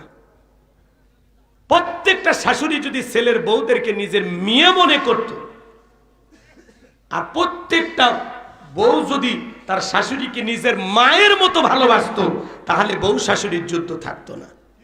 কথা বলেন? শাশুড়িদের ভাবা উচিত ছেলের বউ কিসের মতো? নিজের মেয়ের মতো। আর ছেলের বউদের ভাবা উচিত এটা শাশুড়ি না, এটা আমার মা, এটা আমার মা। তাহলে এই যুদ্ধগুলো থেমে যাবে। কারণ আজকে তুমি ছেলের বউ, একদিন তুমিও শাশুড়ি হইবা। আজকে তুমি তোমার শাশুড়ির সাথে যে আচরণ করতেছো, স্বামীকে সারাদিন ওই ইন্দুরের মতো কুটকুট কুটকুট কুটকুট করো আর পরামর্শ দাও, এটা করতে হবে, এটা করতে হবে, আমাদের ভবিষ্যৎ আছে। তোমার মা বাবার আরো ছেলে মেয়ে আছে, সব দায়িত্ব কি তোমার? যেটুকু চাকরি করো, যে বেতন পাও, এটা যদি কিছু না জমায়, আজকে 4 পা, ভবিষ্যতে 6 পা, এরপরে 8 পা, ও পায়ের হিসাব করিচ্ছে। আল্লাহ যদি তোরে না দেয়, তখন কি করবি? কথা কয় না কে? এমনও তো হতে পারে শ্বশুর শাশুড়িকে অবহেলিত করার কারণে আল্লাহ তোরে একটা বাচ্চাও দিল না, তখন কি করবি? পায়ের হিসাব। আগে মুরব্বীদের দোয়া নেওয়া।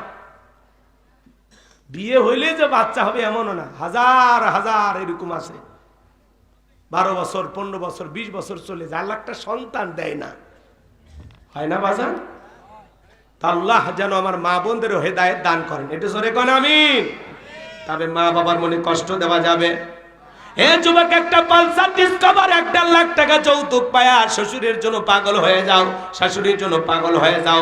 দরদ উতলায় পরে তুমি কি ভুলে গেছো তোমার মা 20 বছর 22 বছর, তোমার মা বাবা 25 বছর বিবাহের আগ পর্যন্ত লালন পালন করতে গিয়ে এরকম 5টা 10টা 20টা পালসারের টাকা তোমার আমার পিছনে খরচ করেছে। কথা বলেন ঠিক কি না? এজন্য ওই মা বাবার মনে কখনো কষ্ট দেওয়া যাবে না। কোন কোন সন্তান আছেন মা বাবার দোয়া নিয়ে সারাটা জীবন বাঁচতে চান, পিতা মাতার মুখে হাসি ফুটাইতে চান, 2টা হাত তুলে আল্লাহকে দেখান। আল্লাহ আমাদের সবাইকে পিতা মাতার খেদমতকারী সন্তান হিসেবে কবুল করুন। চিল্লা বলুন আমিন। আর একটু জোরে বলেন আমিন। আমার ভাইয়েরা, লোকমান হাকিম তার কলিজার টুকরা সন্তানদেরকে ডেকে বলতেছেন, ইয়া বুনাইয়া ইন্নাহা ইন তাকু মিসকালা হাববাতিন মিন খারদালিন ফাতাকুন ফি সাখরাতিন আও ফিস সামাওয়াতি আও ফিল আরদি ইয়াতি বিহাল্লাহ ইন্নাল্লাহা লাতীফুন খাবীর। লোকমান হাকিম ডেকে বলেন, হে আমার বর্ষই আমার কলিজার টুকরা সন্তান ও আমার সন্তানেরা, শোনো, তুমি যদি সরিষার দানার পরিমাণে কোনো কিছু করো, তা যদি তাকে শিলা গর্ভে আকাশে কিংবা মাটির নিচে, আল্লাহ তাআলা এটাও হাজিরি করবেন। আল্লাহ সূক্ষ্মদর্শী, সর্ববিষয়ে খবর রাখেন। তাহলে গোপন প্রকাশের সব খবর আছে কার কাছে? আপনি আমি যদি সরিষার দানার পরিমাণ নিয়ে আমল করি, ওইটাও আল্লাহ তাআলা আমল নামায় হাজিরি করবেন। আপনি আমি যদি সরিষার দানার পরিমাণে বদ আমল করি, ওইটাও আল্লাহ আমল নামায় হাজিরি করবেন। ফামাই আমাল মিসকালা যাররাতিন খায়রান ইয়ারা ওয়া মাই আমাল মিসকালা যাররাতিন শাররান ইয়ারা। বান্দারে, তুমি যদি যাররা পরিমাণে বদ আমল করো, ওইটাও আল্লাহ তাআলা তোমার আমল নামায় লিপিবদ্ধ করে রাখবে। তুমি যদি যাররা পরিমাণ ভালো আমল করো, ওইটাও আল্লাহ তাআলা তোমার আমল নামায় লিপিবদ্ধ করে রাখবে। যুবক, তুমি কি মনে করো জঙ্গল প্রেম করার জন্য মঙ্গল? জঙ্গলে কেউ দেখেন, একজন দেখেন, তিনি কে? আজকে যুবকেরা পাগল হয়ে গেছে, কয় চাচা বাড়ি ঘর সাজানো কেন, হেনা কোথায়? কথা কন না কেন? এই হেনার ডায়লগ নিয়ে পাগল হয়ে আছে। আজকে আবার ওই যে হেনার নায়ক, ও আবার টাঙ্গাইলে গেছে, যা বলে, ভাই নাইম হেনা কোথায়? বলতেছে হেনার তো অনেক আগে আমার সাথে বিয়ে হয়ে গেছে। ও তখন বলতেছে না, কি অভিনয় করিয়া ভাইরাল হয়ে গেছে, সেটা আবার হেনাকে খুঁজে পাইছে টাঙ্গাইলে। আজকে ওই নায়িকের সাথে দেখা হয়ে গেছে, সেটা নিউজ প্রচার হচ্ছে। এদেশে কোরআনের মাহফিল হয়, তার নিউজ প্রচার হয় না। কে কোন জায়গায় এসে একটু মানে উল্টাপাল্টা কাজ করে, ওই উল্টাপাল্টা জিনিসগুলো ভাইরাল হয়। কথা কয় ঠিক কিনা? ভালো জিনিস পাবলিক খায় না। কথা কয় না কে? একজন একটু আচার খায় পড়ে যাচ্ছে, ওটার মিলিয়ন মিলিয়ন ভিউজ, বাপ রে বাপ, কোটি কোটি লোক দেখে। আর হুজুর ওয়াজ করছে অসাধারণ তাফসীর, ভিউ হয় 600। কত? 600 লোক দেখে, 600। এত সুন্দর কথা, এগুলো দেখবে না। এখন ওই হেনাকে খুঁজে পাইছে সেই লোক। কথা কয় না? হেনাকে খুঁজে পাইছে কই? টাঙ্গাইলে। নিউজ হচ্ছে পেপার পত্রিকায়, চ্যানেলে আমি দেখলাম, এটিএন বাংলা নিউজ হয়েছে। অবশেষে হেনাকে খুঁজে পেয়েছে, হেনার নায়ক। সুবহানাল্লাহ বলবেন না? এই হলো আমাদের সমাজের কালচার, সংস্কৃতি, যে হেনার স্বামী তারে জড়ায় ধরে বলতেছে না, এটা হতে পারে না। কথা কন নাকি? হেনা আবার পিছন থেকে আসছে, বলে এই যে দেখা হয়ে গেল তোমার সাথে। হেনার সাথে দেখা হলো, কিন্তু হেনাকে পাওয়া হলো না। হ্যাঁ যুবক, হেনার পিছনে ছুটে লাভ নাই। কথা বলেন ঠিক কিনা? এরকম হাজারো হেনা চলে যাবে, কিন্তু তোমাকে তোমার জায়গায় থাকতে হবে। হেনা টিনেমিনের পিছনে ছুটে লাভ নাই। নিজেকে প্রতিষ্ঠিত করো, যোগ্য মানুষ হও, সমাজে একটা সম্মান কামানোর চেষ্টা করো। হাজারো হেনার বাবা তোমার বাড়িতে বিয়ের প্রস্তাব দিয়ে লাইন দেবে। হেনার বাবা তোমারে খুঁজবে, হেনার মা তোমাকে খুঁজবে। কথা কয় না?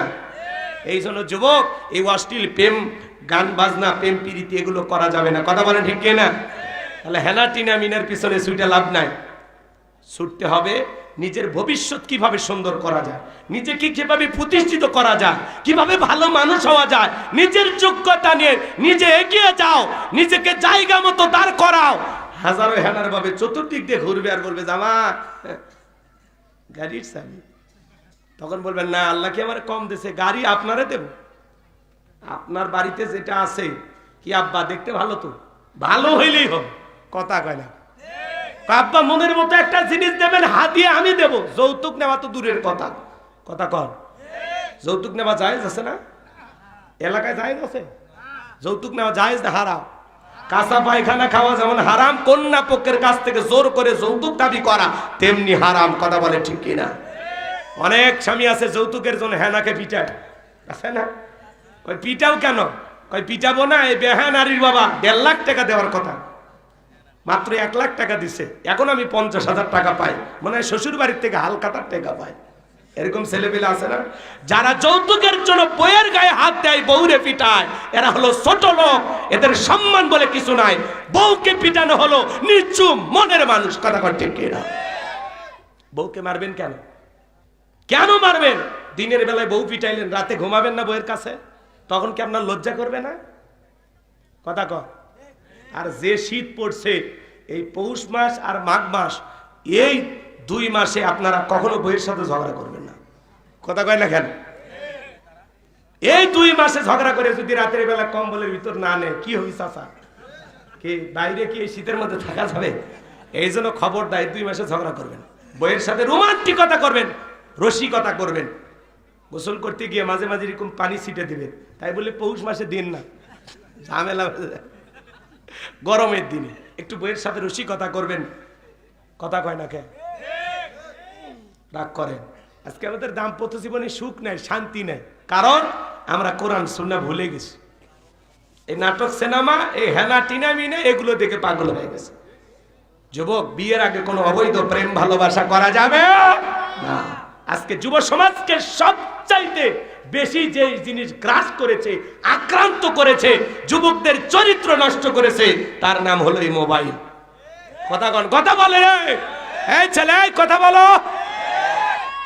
সারা রাত জায়গায় জায়গায় ইউটিউব ইন্টারনেট ঘাটাঘাটি করে, ইমো মেসেঞ্জারে বান্ধবীর সাথে চ্যাটিং করে। কথা কন। সারা রাত জায়গায় মোবাইলে, কম্বলের ভিতরে, ল্যাপের ভিতরে ঢুকে পিতামাতার চোখকে ফাঁকি দিয়ে অশ্লীল ভিডিও দেখে, আজে বাজে গান শোনে। এরকম যুবক আছে না? নাই? কোন কোন যুবক ঘরের ভিতরে দরজা লাগায় গান শোন? হাত তোলো তো। এখন তো কেউ তুলবা না, সব আল্লাহর ওলি হয়ে গেছে। এই মোবাইলের ওজন কম, কিন্তু এই মোবাইলের মাধ্যমে পাপের ওজনটা অনেক বেশি।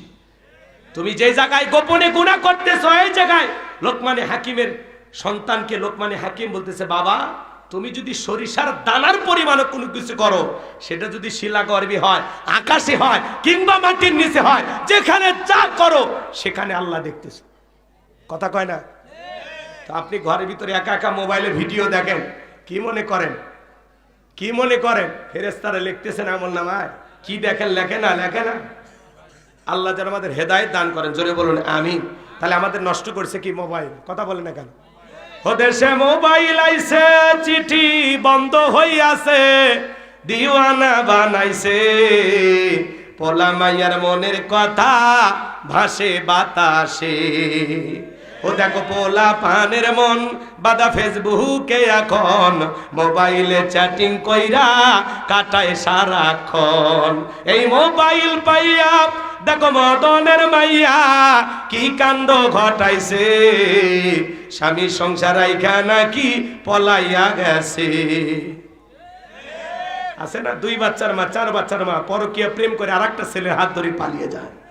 যে নারী স্বামী রেখে, সন্তান রেখে আরেকটা পরপুরুষের হাত ধরে পালিয়ে যেতে পারে, ওটা নারী না, ওটা নারী জাতির কলঙ্ক।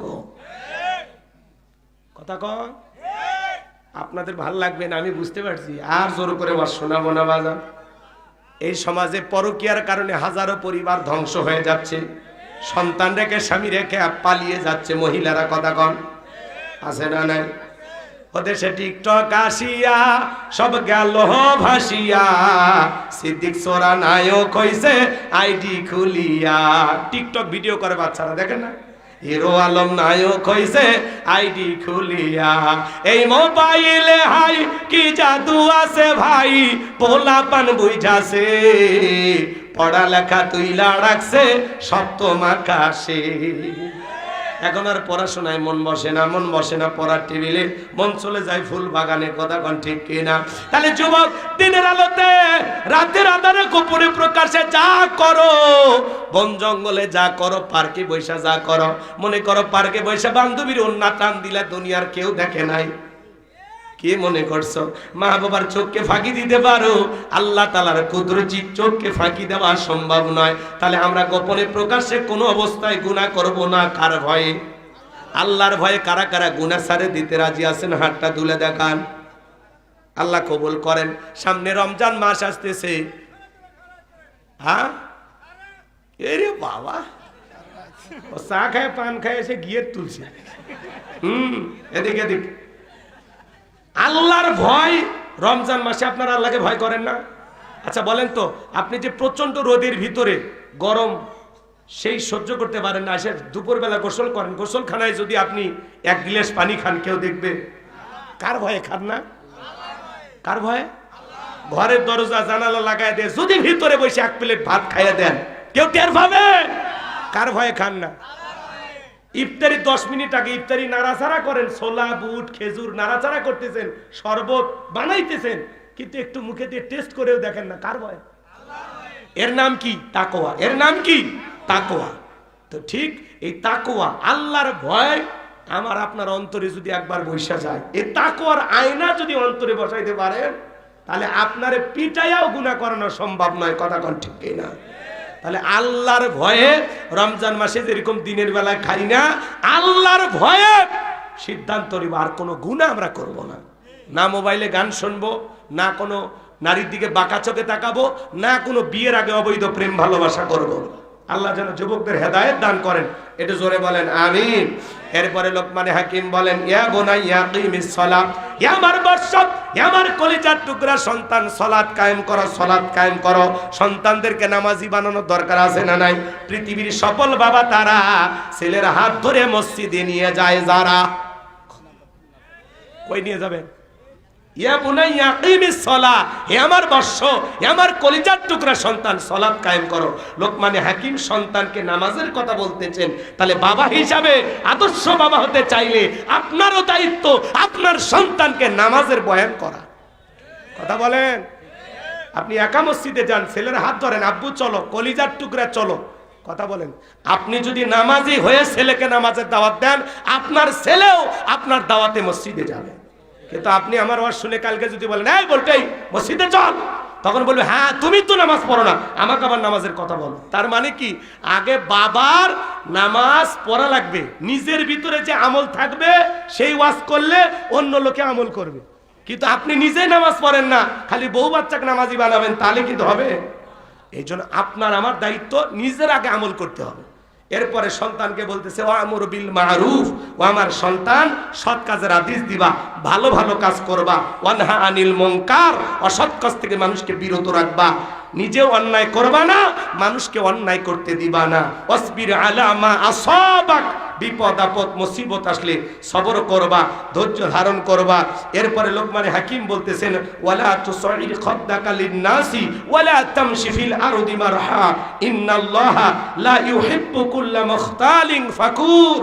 ও আমার সন্তান, মানুষকে তুচ্ছ তাচ্ছিল্য করবা না, অবজ্ঞা অবহেলা করবা না, তোমার আচরণে মানুষ যেন কষ্ট না পায়। কথা কন, রাগ করেন? শেষ শেষ না? সিগন্যাল এসে গেছে, আমি বুঝছি তো। হ্যাঁ চাচা আছেন? আগেকার জিনিস। রাগ করেন নাকি আপনারা? এদিকে আচ্ছা, এদিকে খেয়াল করেন। সন্তানকে বলতেছে, বাবা মানুষকে তুচ্ছ তাচ্ছিল্য করবা না, ছোট করা যাবে না। অনেকে আমরা একটু টাকা পয়সা হয়ে গেলে ছেলে মেয়েদেরকে আমরা অহংকার শেখাই। ড্রাইভারের সাথে কথা বলবি না, ড্রাইভার ছোট লোক না। দারোয়ানের সাথে কথা বলবে, তুমি কার ছেলে, দারোয়ানের সাথে কথা বলো। তার মানে কি? আপনি আপনার সন্তানকে নিজের হাতে অভদ্র বানাচ্ছেন, হ্যাঁ, উগ্র বানাচ্ছেন। আপনার সন্তানকে বলতে হবে, ড্রাইভারকে আঙ্কেল বলে সালাম দিবা, দারোয়ানকে আঙ্কেল বলে সালাম দিবা। খবরদার কোনো মানুষকে ছোট করে দেখবা না। আর আমরা শিখাই, 2-4টা মার্ডার করবি রে, কোন বংশের ছেলে, ভুলে যাবি না তোর বাপ আছে রে, তোর বাপ। এলে বাপ না কষায়? এ বাপ নিজেও জাহান্নামে যাবে, ছেলেরও জাহান্নামে নিয়ে যাবে। অহংকার দেখ। আপনি কিসের বংশ? কি বংশ হয়েছে আপনার? কয় টাকার মালিক হয়েছেন? আপনি ভুলে গেছেন আল্লাহ 1 ফোঁটা নাপাক পানির থেকে দুনিয়াতে তৈরি করছে। আপনি কিসের অহংকার দেখান? কয় টাকার মালিক হয়েছেন? এইতে বলতেছে, ওয়ালা তামশি ফিল আরদি মারহা, অহংকার করবা না। কি বলে আল্লাহ? অহংকার করবা না। লোকমানে হাকিম তার ছেলেকে বলতেছে, বাবা এই জমিনে অহংকারের সহিত বিচারণ করবা না। আপনি আমি অহংকার করে এই জমিনে লাথি দিয়ে জমিন ফাটায় ফেলবেন, মারেন তো লাথি, আপনার পায়ের 12টা বাজবে, আল্লাহর জমিনের কোনো কিছু হবে না। আল্লাহ বলেন, ইন্নাল্লাহা লা ইউহিব্বু কুল্লা মুখতালিন ফাখুর, যারা অহংকার করে আল্লাহ তাআলা তাদেরকে পছন্দ করে না, এই জন্য আমরা অহংকার করব না। অহংকার গোলামের শোভা পায় না, অহংকার শোভা পায় মনিবের, আর মনিবের নাম আল্লাহ, আর আমরা তার গোলাম। আমরা হব নম্র, বিনয়ী, ভদ্র, কারোর সাথে কটাক্ষ করে বাজে ভাষায় কথা বলবো না, কোনো মানুষকে ছোট দেখবো না। মোটা মানুষ হলে চিকনটারে দেখে কয়ে আমার এক বগলের বাড়ি ভরে দেন, আছে না? ধনী গরিবকে দেখে অহংকার করে, সাদা চামড়া কালো চামড়ারে দেখে অহংকার করে। কথা কর। শিক্ষিত লোক মূর্খ লোককে দেখে কি করে? অবহেলা করে। টাকাওয়ালা ব্যবসায়ী দুর্বল ব্যবসায়ী দেখে অবহেলা করে, আছে না নাই? তো আল্লাহ যেন আমাদের সবাইকে মানুষকে সম্মান দেওয়ার তৌফিক দান করেন। আমার রসুল এমন এক মহামানব ছিলেন, ইহুদির লাশ যায়, আল্লাহ রসুল দাঁড়িয়ে গেছেন, সুবহানাল্লাহ কোন। সাহাবা ইকরাম বললেন, হুজুর এটা তো একটা ইহুদি। আল্লাহ রসুল বলতেছেন, সে যে ইহুদি এই জন্য আমি দাঁড়াইনি, তার সবচাইতে বড় পরিচয় সে একজন মানুষ। আল্লাহু আকবার বলেন। তাহলে একজন মৃত লাশ ইহুদিকে আল্লাহ রসুল সম্মান দিলেন। আর আল্লাহ তাআলা আমাদের সম্মান মর্যাদা অনেক দিয়েছেন। কুনতুম খায়রা উম্মাতিন উখরিজাত লিন-নাস। আল্লাহ তাআলা আপনাকে আমাকে উত্তম জাতি বানাইছেন, ভিআইপি বানাইছেন, মর্যাদার আসনে বসিয়েছেন। আপনার আমার দায়িত্ব এই পৃথিবীর জমিনে মানুষকে ভালোর দিকে ডাকা, কল্যাণের দিকে ডাকা। তা'মুরুনা বিল মা'রুফ ওয়া তানহাউনা আনিল মুনকার। সৎ কাজের দিকে আহ্বান করব, মানুষকে মন্দ কাজ থেকে বিরত রাখবো। যেটা মন্দ মানুষকে বুঝাইবো, এটা গুনাহের কাজ, এটা ফাহিশা কাজ, এটা অশ্লীল কাজ, এটা মন্দ কাজ করো না। আমরা কি এরকম শ্রেষ্ঠ আশরাফুল মাখলুকাত হতে পারবো? কারা কারা হাত তুলে দেখান। আল্লাহ যেন আজকের এই সূরা লোকমান থেকে আমি যে তাফসীর যে আলোচনা যতটুকু করেছি, আল্লাহ তাআলা বক্তা শ্রোতা সবাইকে আমল করার তৌফিক দান করুন। জোরে বলুন আমিন। আসলে যে আলোচনা একদিনে শেষ করা যাবে না, প্রত্যেকটা পয়েন্ট নিয়ে 2 ঘন্টা আলোচনা করতে হবে। তাহলে মোটামুটি সময় লাগবে প্রায় 24 ঘন্টা। এত সময় আপনাদের হাতেও নাই, আমার হাতেও নাই, তাড়াহুড়ো করে শেষ করেছি যতটুকু হয়েছে। আল্লাহ যেন আমাদের বাস্তব জীবন আমল করার তৌফিক দান করেন। ওয়া আখিরি দাওয়ানা আনিল হামদুলিল্লাহি রাব্বিল আলামিন। সকলে দরুদ ইব্রাহিম পড়ুন। আল্লাহুম্মা সাল্লি আলা মুহাম্মাদ ওয়া আলা মুহাম্মাদ কামা সাল্লাইতা আলা ইব্রাহিম ওয়া আলা আলি ইব্রাহিম ইন্নাকা হামিদুম মাজিদ।